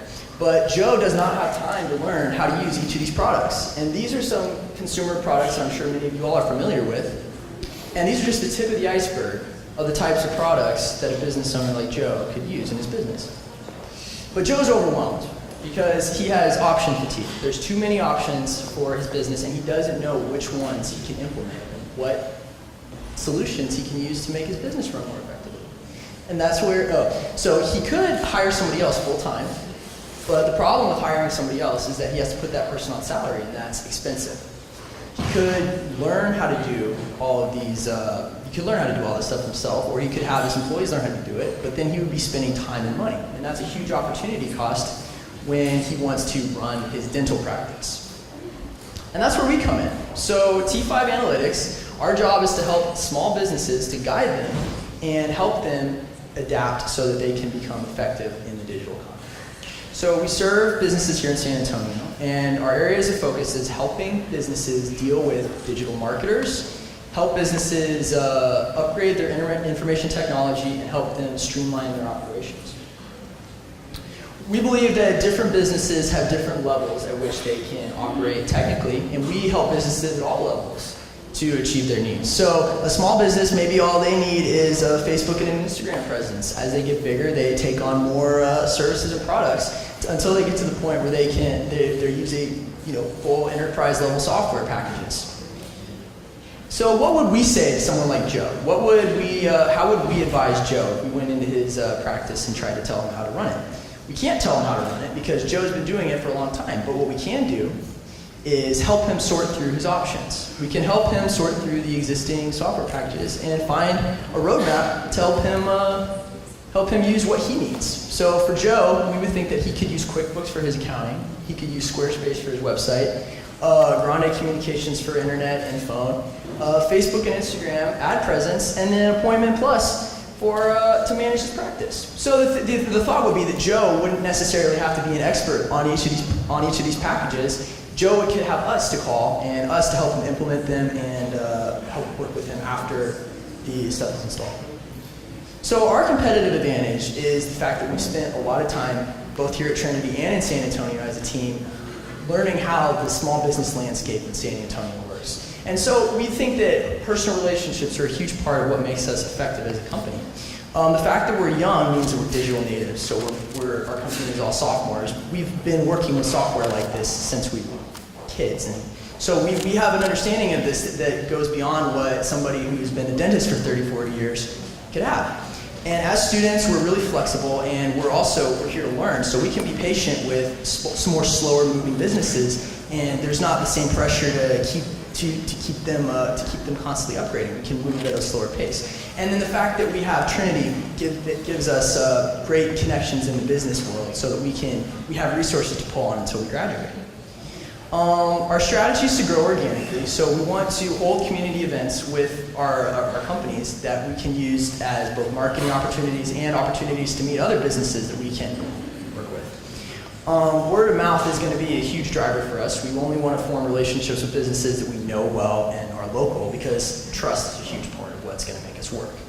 And direct outreach to qualified leads would look like we go into a business that we know well, and we give them a proposal for how we can improve their business. And we can just approach them directly without their coming to us first. So our target customer is a small business in San Antonio that's established. It has users, and it has I'm out of time. Shoot. Well, there we go. Any questions? Repairing foundations, turning them into launch pads, making small businesses. Thank you so much. Questions? What are you planning to charge? So what we plan to charge, we think that every relationship is going to be personal, and we think that different customers have different needs. So we wouldn't charge the dental office that needs to have a Facebook page the same that we would charge a company that needs us to go in and completely revamp their payroll system, or completely revamp their, or put on a full-scale marketing campaign. So we wouldn't need to charge any of these clients the same amount. It would just depend on what kind of work we were doing. Did that answer your question? Well, if there's a starter package like you put in your slide, what is that going to run versus the cream of the crop package, right? Okay, so let me make this a little more direct. We would go to someone like Joe and we would say, we're going to get you set up on QuickBooks. That'll be $150 to set it up and $50 every time you need help. We'll set you up with Squarespace. That's $200. That's how it would go. Got it. Why will a company hire you instead of a certified QuickBooks, training person? That's a really good question. So the reason why a company would go to someone like us is that maybe that company is aware that something like QuickBooks exists. But as of right now, they're a cash business, and they have a payment system, but they don't have they don't even have their minds around their books. So the idea would be we would get the company to a point where they are not bleeding capital. Everything, they have digital payments, and then once they feel like they have that set up, they would go to a professional. We would connect them with an existing QuickBooks professional. Because we as a company, we're not a marketing company, we're not an accounting company, we're an advising company. We want to link our customers up with the experts. Okay. But give them the advice and give them the knowledge that they need to deal with those experts intelligently. Your model suggests to me that really, not to say in a bad way, but you're basically a general consultant. Exactly. Okay, but hasn't that been done before? And if so, if there's anything novel about this, what is there, and what would merit us spending $5,000 if we were to do this on just a general consulting business? It's been done before. So where we're at right now is we exist in San Antonio. We deal with people, but what we want to do is get our operations systemized in the same way that we want to systemize everyone else's operations. So our goal is to, as a consultant, we want to run ourselves properly. And with that $5,000, we can form an LLC, we can start marketing ourselves, and then we can grow organically. What we think hasn't really been done is the idea of marrying big data with local relationships. We think that it's really easy. There's platforms for anybody to go and get themselves set up, but it becomes disconnected from the people around them. So what our goal is, rather than having outsourced the labor to anywhere in the country or in the world, we would want to connect people with the experts in San Antonio. So that way there can be some business synergy. So following up on my fellow judges, very good question. For Joe the dentist, let's say he wants to go full comprehensive plan, I want the full works. How much per year, per quarter, per product, per item? Those are the things I want to know if I've got a business and I need that service. Absolutely. So I think that's the type of thing where, so let's just say Joe wants to run everything. Let's say he's in the middle here. He wants high-speed internet, he wants Square, and he wants a website, Dropbox, and social media.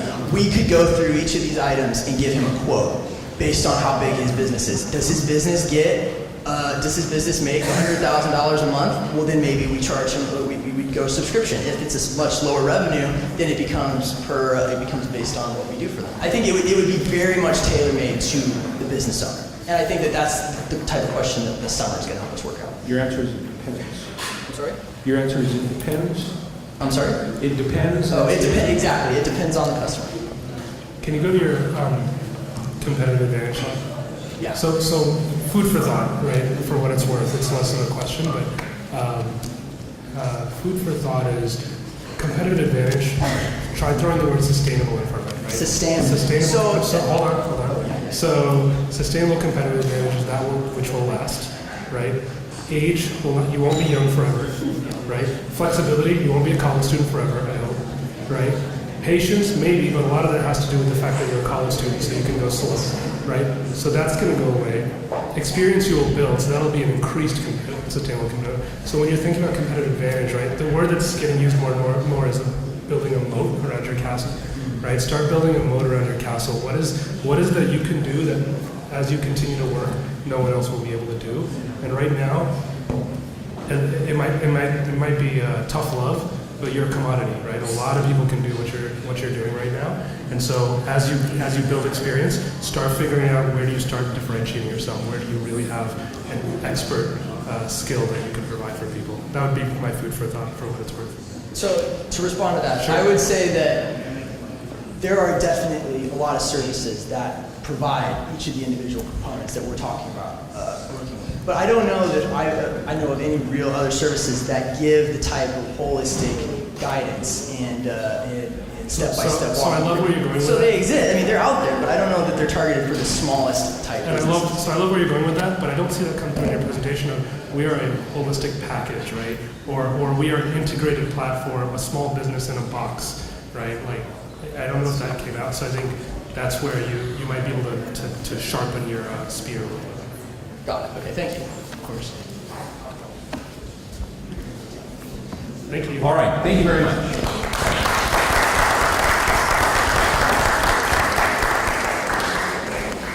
I know, it's been a long night. We're not done yet. Next team up, Shieldtown.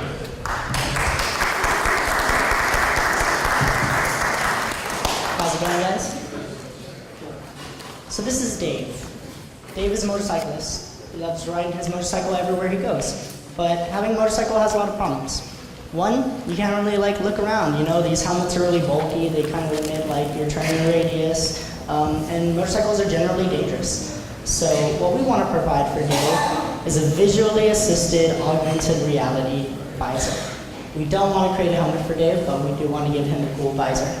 So with the visor, it will be the first virtual or augmented reality shield visor, and it'll allow us to integrate cool technology that gives quick access to vital directional data and creates a safe environment for motorcyclists. A heads-up display will show speed, directions, and proximity to other cars to improve safety and efficiency. So additional sensory systems will add alerts to the heads-up, so if you have a car in your blind spot, you'll get a little ping, and it'll tell you, hey, you shouldn't necessarily turn right now.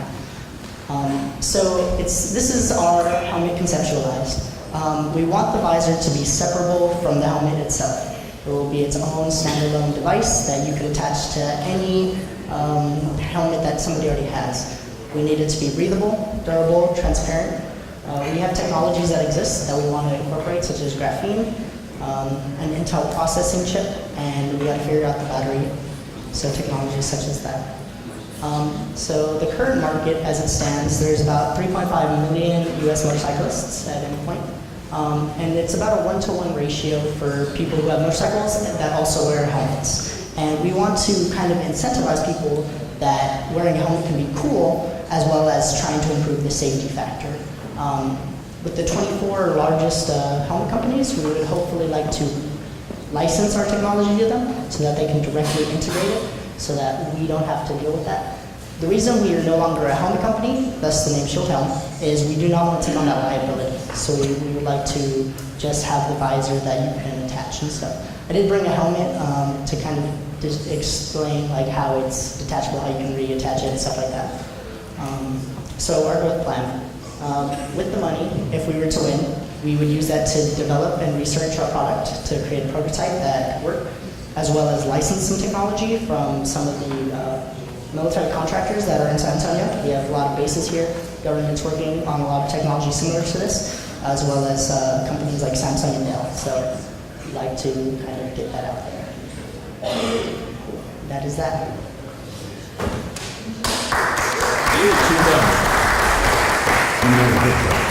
Okay. Great. Judges. Who's developing the technology? So currently I am the CEO. I'm an engineering student, sophomore, and so I'm currently trying to integrate all the existing technologies. So some of the money will go to licensing the technologies that exist so that we can incorporate it into our product. Once we have a, a prototype, then we can get some IP and own it ourselves. What are the technologies that you're integrating? So we want to try and integrate some of the, so like if you've seen a Samsung Curve TV, the technology is translucent so you can see through it, but allows for light to be shown down so that you can still see what you need to. What's cool about it being augmented reality is it's just laid over real things, so you don't, like you can still see the road, as well as like Google Maps that tells you you need to exit here. So you're going to put together all these different technologies? Yes.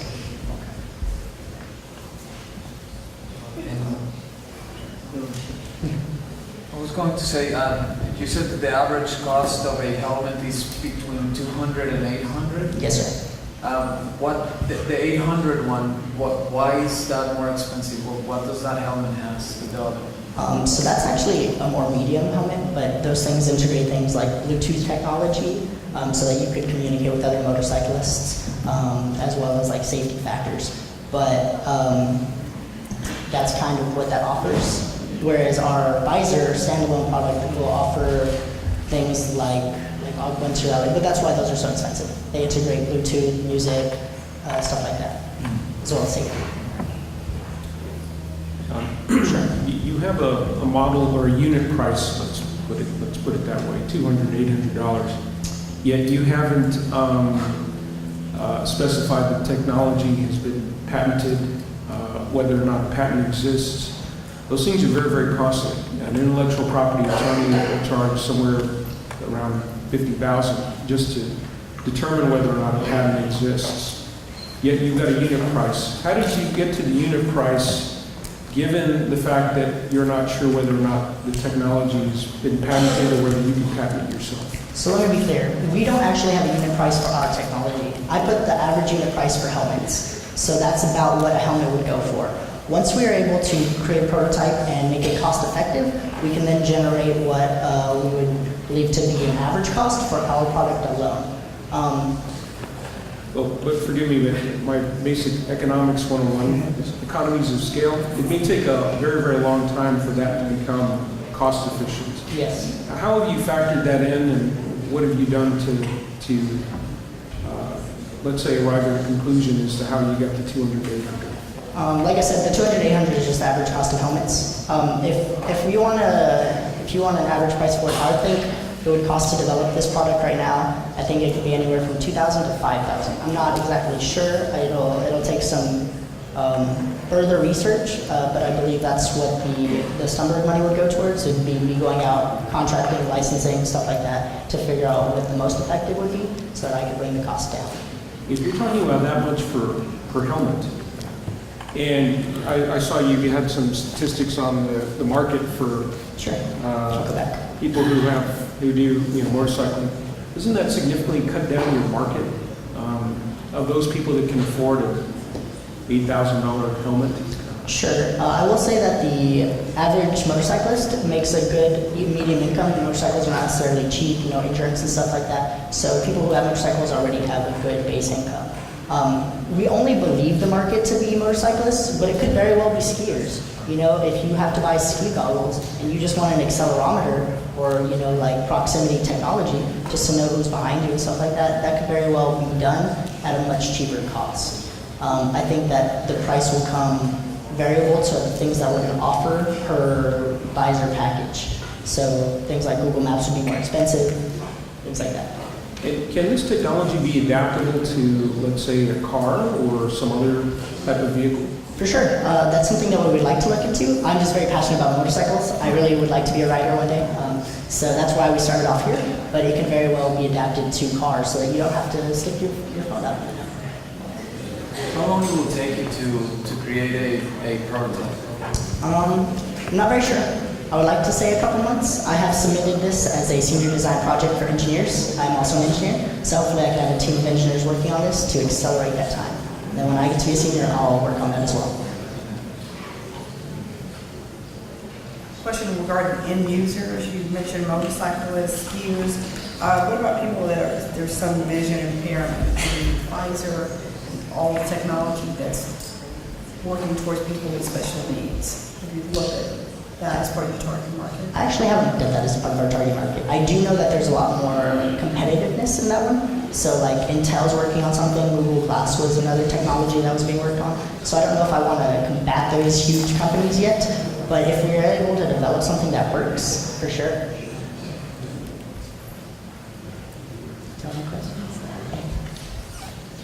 Great. All right, thank you very much.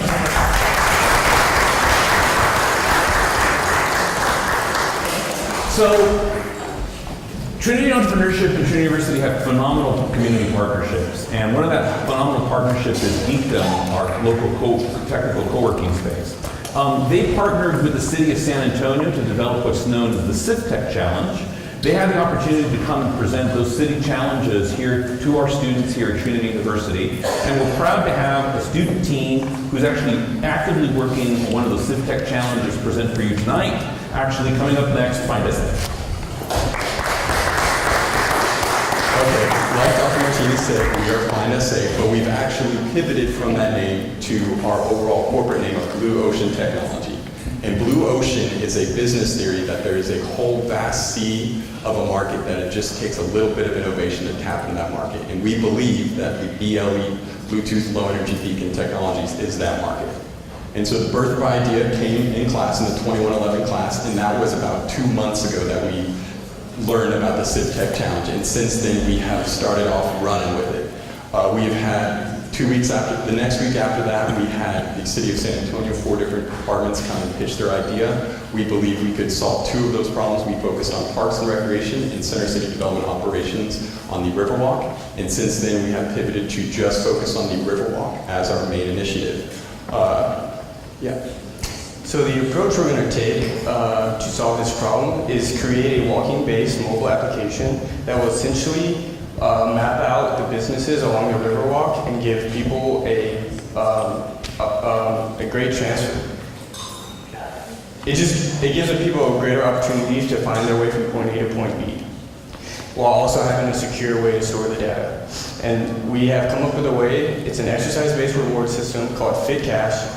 And the Riverwalk is actually 15 miles long. So if you walk X amount of miles on the Riverwalk, you will get X amount of Fit Cash, which you can then later redeem for healthy meal options around San Antonio. And the city of San Antonio actually already has a program implemented called Core Vita, so it goes right in line with our idea.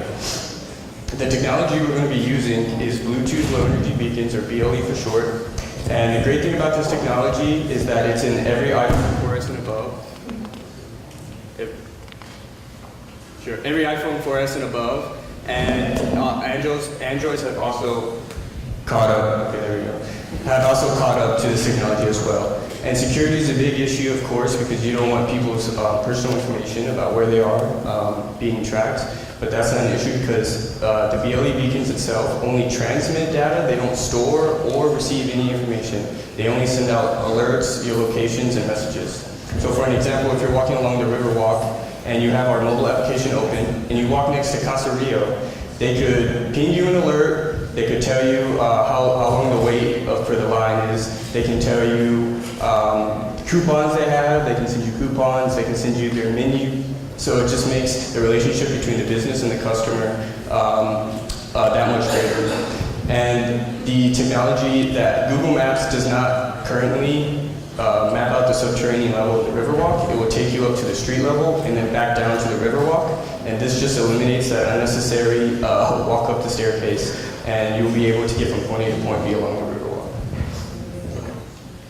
And so our goals is to increase community walkability. And this app is basically the Google Maps, but for walking. And we're basically helping the city of San Antonio with a healthy initiative. Currently, 70% of the population of the city of San Antonio is overweight or obese. And so our goal is to help drive the walking, drive people getting outdoors and making their life a better lifestyle, but also to boost the economy of San Antonio. So the economic development and wayfinding will be greatly increased. So when tourists come, they'll look at our app, it'll say resident or visitor, and they'll click visitor, and then they can click why they're here, for tourism, for business, for what have you. And then every commercial decision they make, not everywhere they go, just the commercial locations will be able to track that. So we'll be a big data firm that is a B2B structure, but we're for the consumers. The city of San Antonio has told us what they need and what they want, or rather what they need to happen, and we've decided to run with it, and literally ran with it. We've talked with the departments, many city departments. We've spoken with the president of Trinity University. We've spoken with the director of information technology here at Trinity University, and we have told anybody and everybody who we can, hoping that we can help make San Antonio a better place. We are Blue Ocean Technology, BOD MD, we're the BOD doctors, and we're here to help.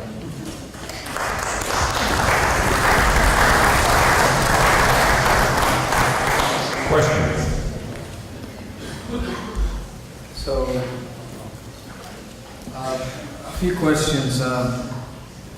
Why would someone use your app versus Yelp or Waze? Usually they can get discounts there.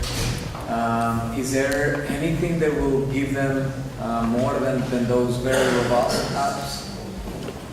Yeah, so initially we wanted to make a gamification of it so that there would be a scavenger hunt. So there'd be 10, 15 randomly chosen locations that you have to walk to. And as you walk towards a location, find the location just be hot or cold. And then you would get a little pop-up question. The question could be about culture, it could be about sustainability, and if you answer the question correctly, the more questions you answer correctly, you will earn more fit cash. And the gamification part is a little bit more complex as far as the app development goes. So we don't want to put that in stage one, but that was our initial goal, and that was one of the goals that the city gave to us. Do you think in AR? We did look into AR, but again, that makes things a lot more complicated when developing an app, but that's the direction we want to move into, stage 2, stage 3, as we expand farther into San Antonio, into the parks, and as we expand outside of San Antonio into other cities in the United States, or hopefully Europe and other places in the world. And how would you make a tourist be attracted to the app? So we're working currently with the city of San Antonio. They have asked us for a 2 to 3 page business proposal. We are going to be going to a secondary talk process tomorrow. We have a meeting scheduled with them via phone to basically see if this is a direction they want to take. And we want to pilot the initial mile of the Riverwalk right in front of the Alamo. And so with the promotion of the city of San Antonio, our app will be able to come to market in full force. Is it important to the city of San Antonio for this to be monetized? And if so, do you have a revenue model here? So our goal is to be a B2B business structure. So we're not selling to consumers. We're getting businesses on board, and we want to partner with businesses. So we want to do social entrepreneurship / corporate entrepreneurship, so that we are partnering with businesses, allowing them to do the same stuff that Walmart and H-E-B are mapping out their stores, but we come in and do that for them and have market data for them, can sell that market data for them, or allow the push alerts, just different features. We haven't fully solidified that as we're 2 months old. Just came up with this idea. I understand that. That's great. So the plan for potential revenue in the future would be to sell data. Big data. Yep. Okay.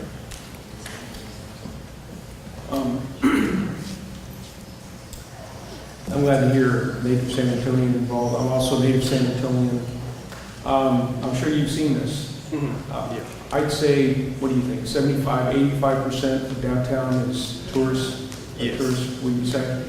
So are we really, first of all, helping San Antonio's population?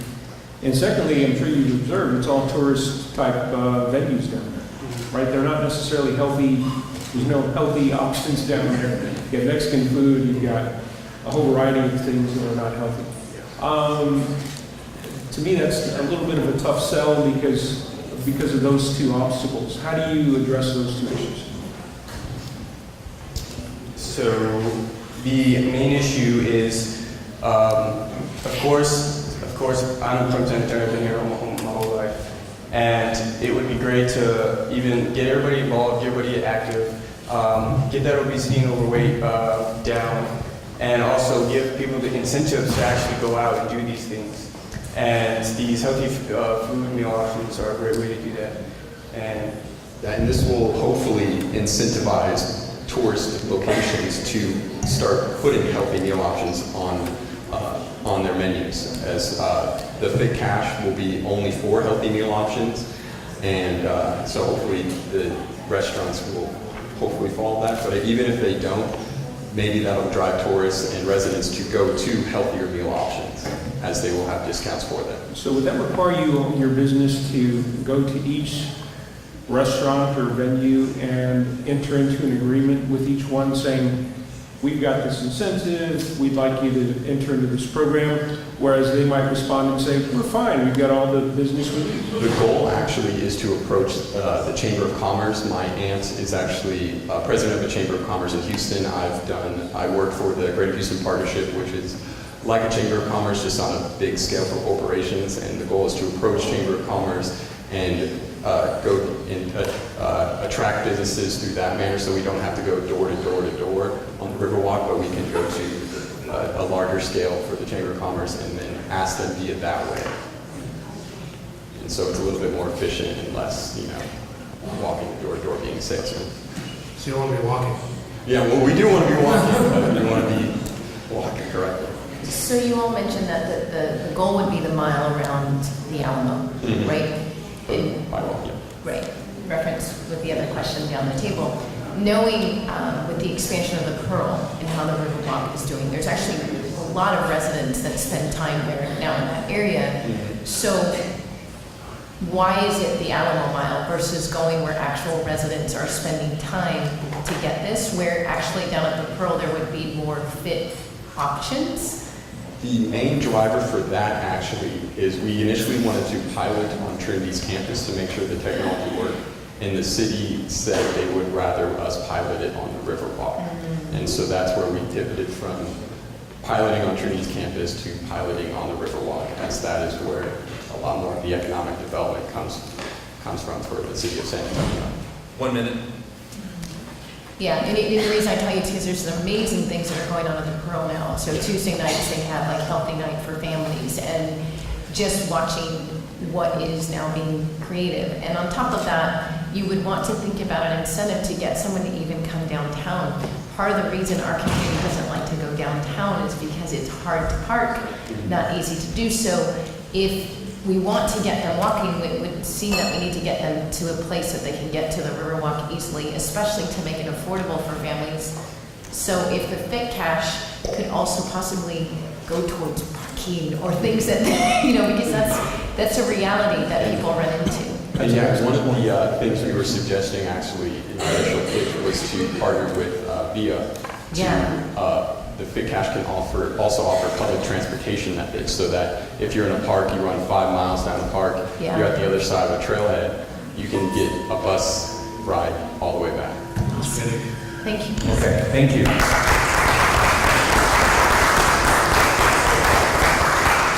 It is hard to believe we're actually ahead of schedule.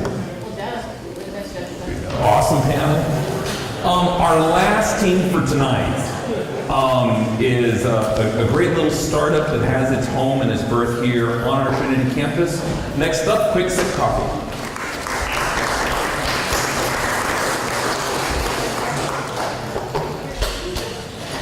If you guys are tired and I have coffee, It's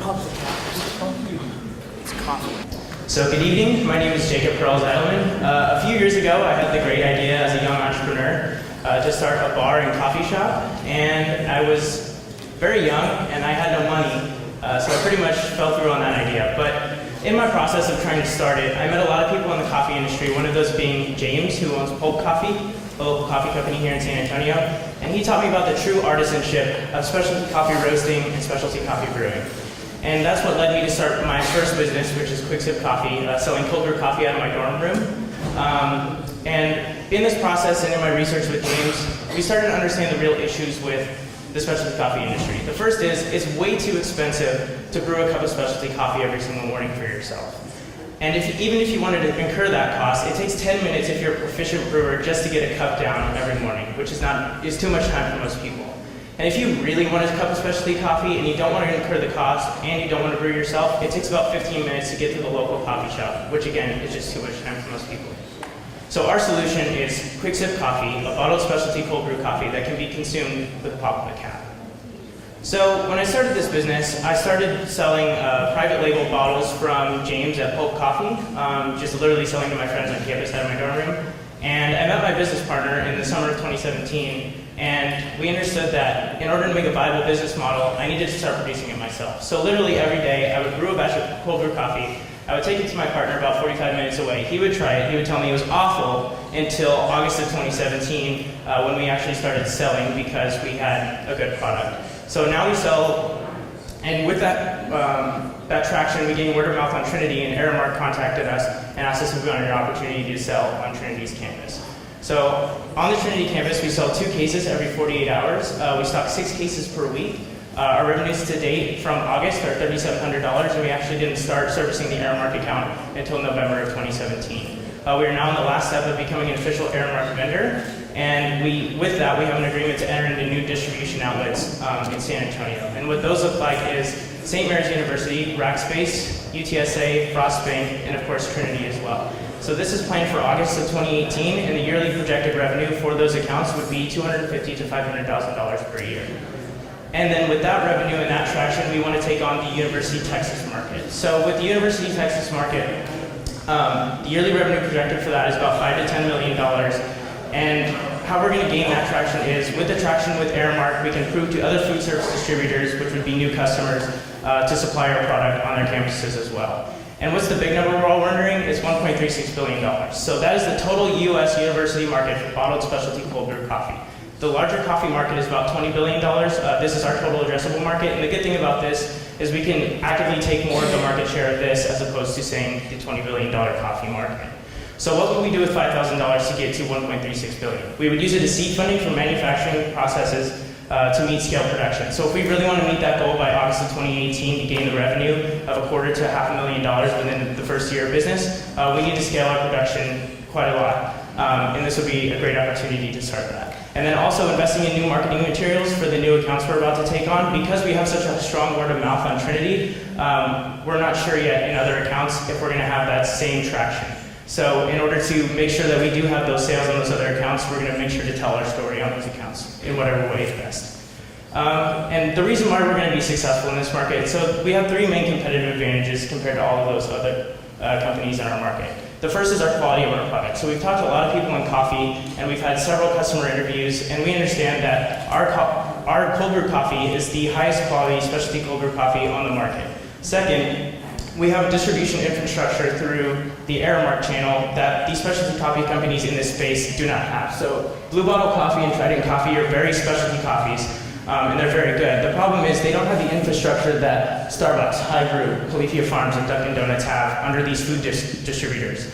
And with that channel, we have a captive customer market. So what that means is the customer doesn't necessarily have a choice in who the food service distributor is. I mean, they can be on panels to decide. But the good thing for us is that whatever, let's say, Aric provides is what Aric provides, and the customer has to take it. So from our perspective, we want to give them the highest quality product they can have on the market in what they're doing. Thank you.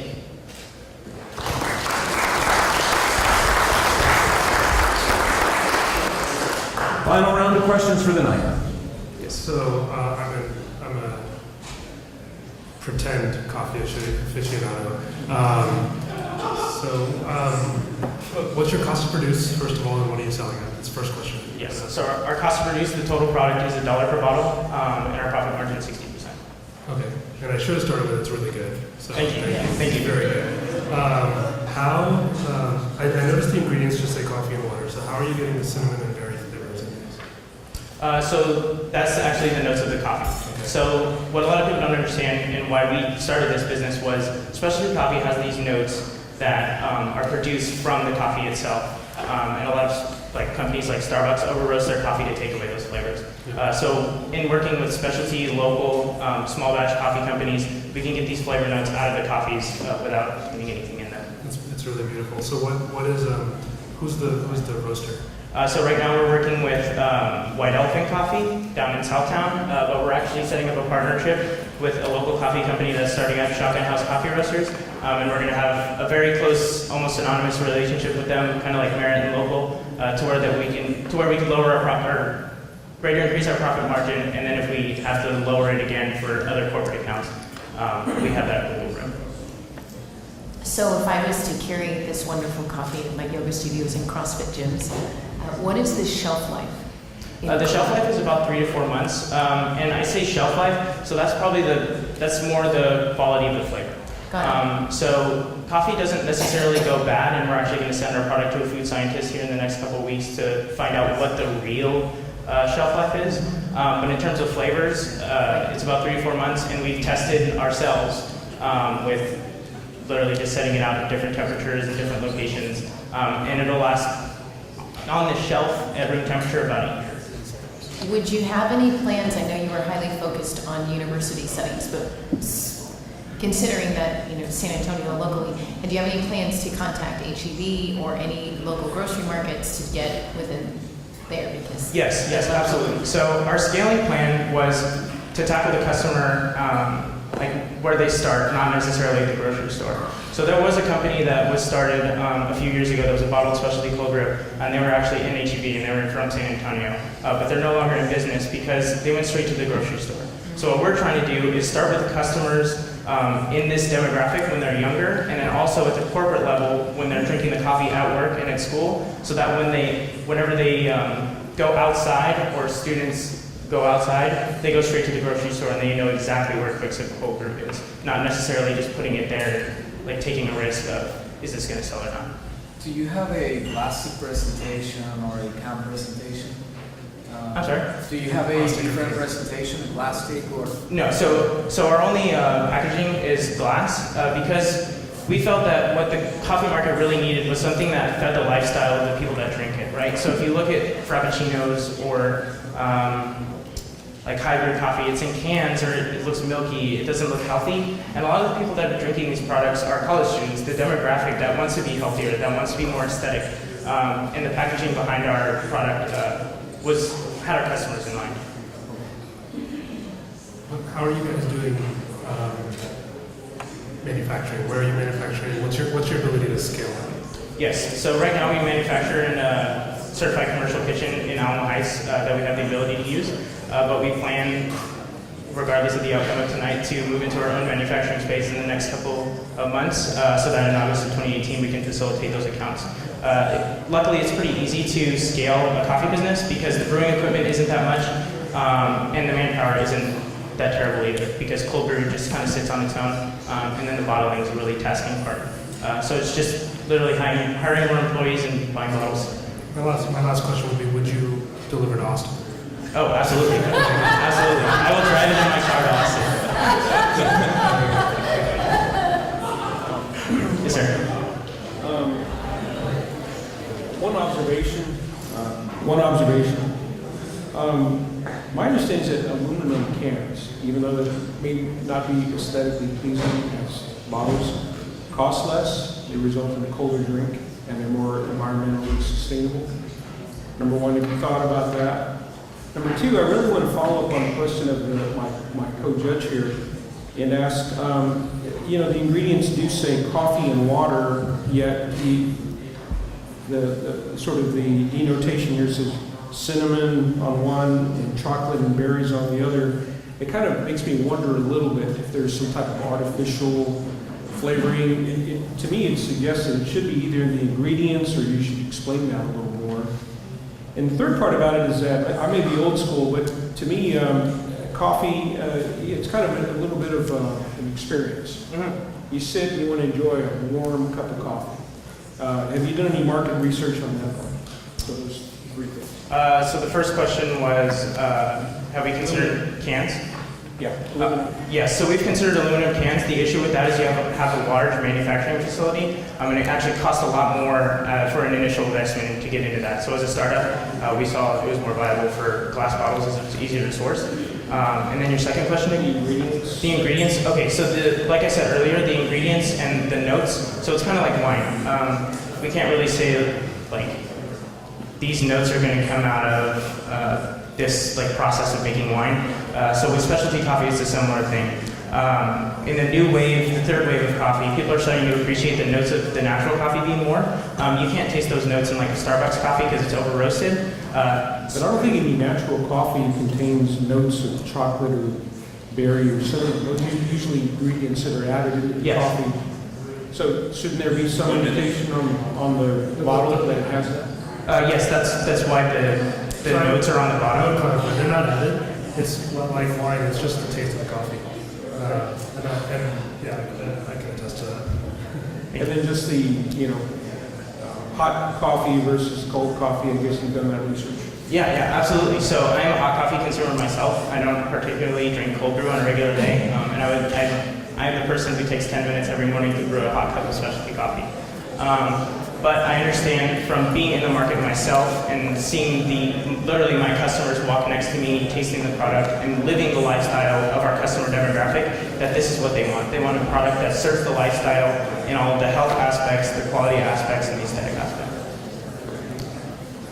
Just real quick, more of a comment. I'm not a coffee drinker or a beer drinker. This tastes great. Thank you. I would say make sure that you look at your research. I know that different drinks taste different from bottle versus can versus plastic. So I think you need to be very observant of that and the taste that it gives your control there. Yes, ma'am. I love the target market that you're doing with Airmark versus going towards an H&E or a Walmart. So I'm going to really commend you on that. That's why a lot of companies have gone out of business, because they are with Walmart or H&E, not disparaging them, but you need to be very conscientious of that process. So great job on that selection. Thank you. My comment about the presentation, I love the presentation. I was just thinking about, I know Aramark has a lot of vending machines, and probably these will not fit in one of them. You can use it as a, you can sell product out of there. That's what I was thinking. The presentation is good. Thank you. Yeah, that's something we're thinking about, is different avenues of selling and the points of sale and how we'll have to change our packaging in order to facilitate this. Thank you so much, Quicksilver.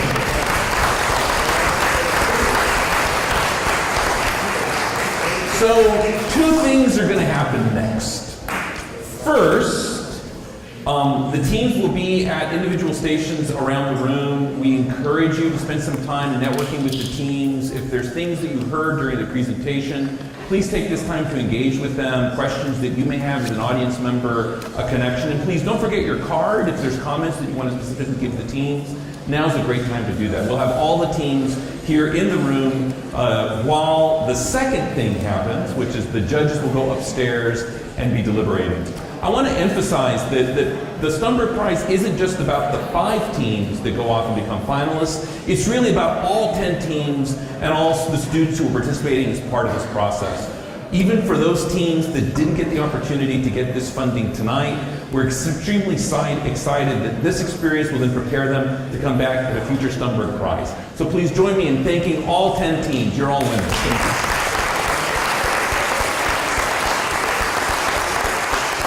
There will be continued food and drink in the back. Judges, let's go upstairs. I really want to thank, and please join me in giving a round of applause to just all the student teams. They were amazing. Even though we finished early, it was a really hard decision. And you're all winners, and the entrepreneurship department is here to help you regardless of whether or not you're moving forward with the 5K or moving forward without the 5K tonight, we're always happy to hear and here to support you and help you. There's a couple of really important people I want to thank before we get into the checks and get really excited, because without them, this whole event would have never happened. First is our student workers who've been working tirelessly sort of behind the scenes. Matthew, Patrick, Grace, everyone, like, sort of just raise your hands, like they did all this amazing work. Yes, in the back. Like, we want to thank you all so much for the hard work. The person really who deserves all the credit, though, is our programs coordinator, programs manager, Carmen Aramanda. She's just amazing. So thank you, Carmen. Thank you, Carmen. So the judges have asked to make some few comments before we sort of go ahead and make the announcements and bring Dr. Anderson on. So we'll start on which end? On this end. Great. Thank you, Luis. I just want to say about the questioning, for example, some of the questions we asked. They're tough questions. All of us have lived the life of being in a business, and we have endured a lot of hardships. And a lot of these questions were born out of our sense of almost like being a parent and wanting to forewarn you and give you some ideas of how tough it is out there, because we've all got battle scars from what we've done and what we haven't done, what we wish we could have done differently, and so forth. We were impressed by everybody. I was very impressed by, and always impressed with the Trinity students. All of the years I've had experience from my daughter being here for the last 4 or 5 years, and I'm continuing to be impressed. So I thank you all, and we wish you the best. Well, really quick, I don't know what to say other than I relate to all the entrepreneurs. 5 years ago, I was where you guys are. So just be consistent, work hard. It's not going to be easy, but it's going to be very rewarding. So congratulations to all of you for trying tonight.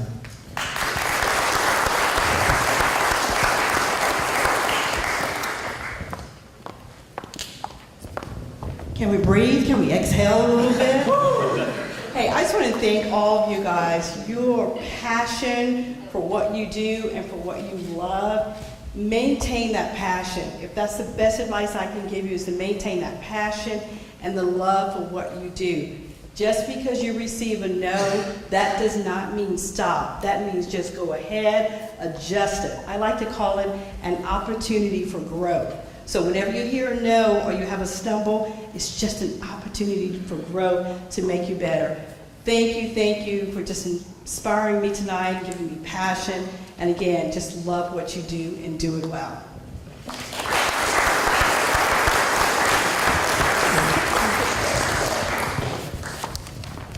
I just wrote a few notes, so one second. Hello. My name is Harpreet. I just want to say a few things real quick. First of all, I want to thank the organizers for putting together such an amazing event, such a diverse and amazing group of entrepreneurs. I also want to acknowledge, even though I'm a part of it, so it's a little bit awkward, I want to acknowledge the diverse panel of judges that they put together. I think that had a real effect on the way we thought about it, the questions we were able to ask. So I want to thank the organizers for taking on that initiative as well. And the only thing I would say about kind of the inspiration that all of you are, which you really are, all of us were so inspired by the hard work that you guys are doing every day, is continue to pursue it with passion, but also continue to pursue it with humility and purpose, right? All of us, I think, have benefited from shifting from being knowers to being learners. When you have that learning mindset as a business owner and as an entrepreneur, I think it propels you to go forward. So as you pursue your passions, also keep in mind, how do I stay humble? How do I pursue this with purpose? And I think we're all here to support you in doing that. So thank you so much for everything. If it's okay, I'm just going to stand right here. Does that work? Y'all need to look a little more excited. $5,000 checks are about to be handed out. Yeah, and if you don't want to take it, I'll take it, okay? So my name is Lisa, and these are a couple things I just wanted to say. So Trinity University changed my life, and before the entrepreneurship and this building, you know, I had to walk 6 miles in the snow when I went here. A trustee named Baker Duncan gave me $8,000 to open my business. He changed my life. He's 90 years old, and I still go see him every month with my business partner. We have to have a board meeting with him every month to tell him what we're doing. But I will tell you 3 things that I've learned. Number 1, when you fail, don't quit, okay?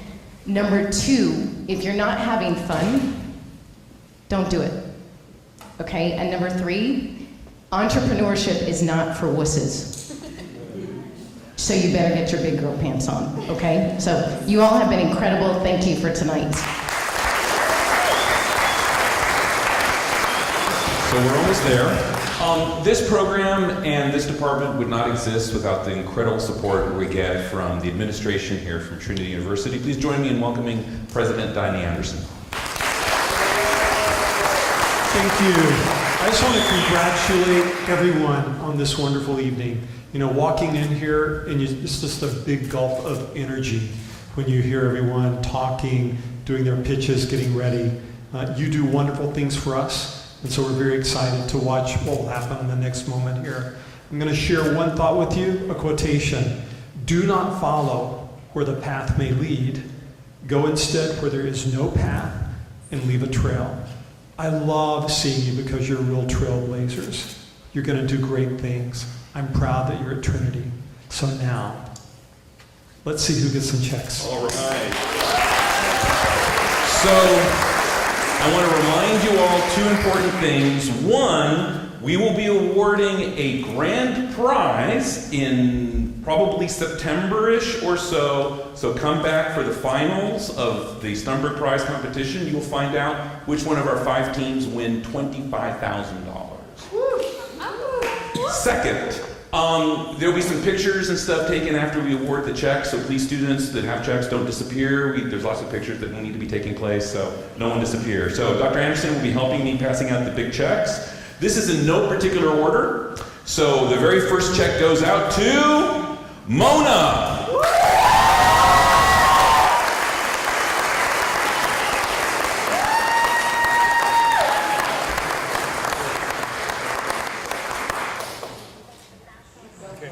Great.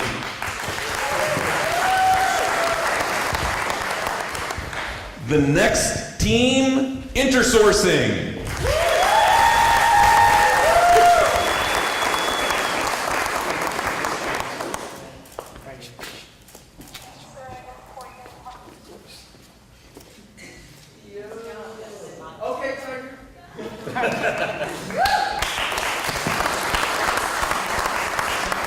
Three more checks left, 3 more teams that will be joining us for the Summer Accelerator. Next up, Patch.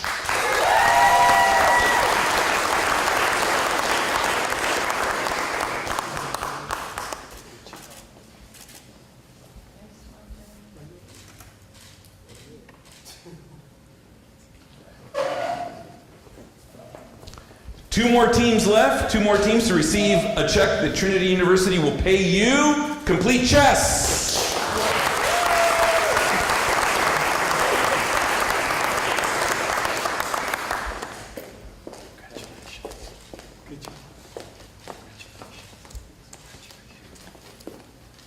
Look that way, you got a lot of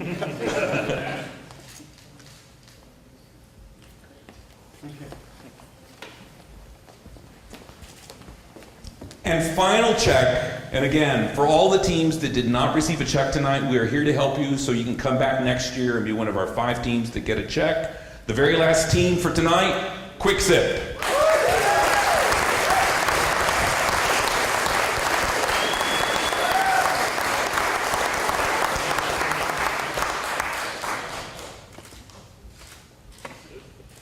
So spread out. Thank you all so much for coming. Please give all of our teams a round of applause. We'll see you all in September.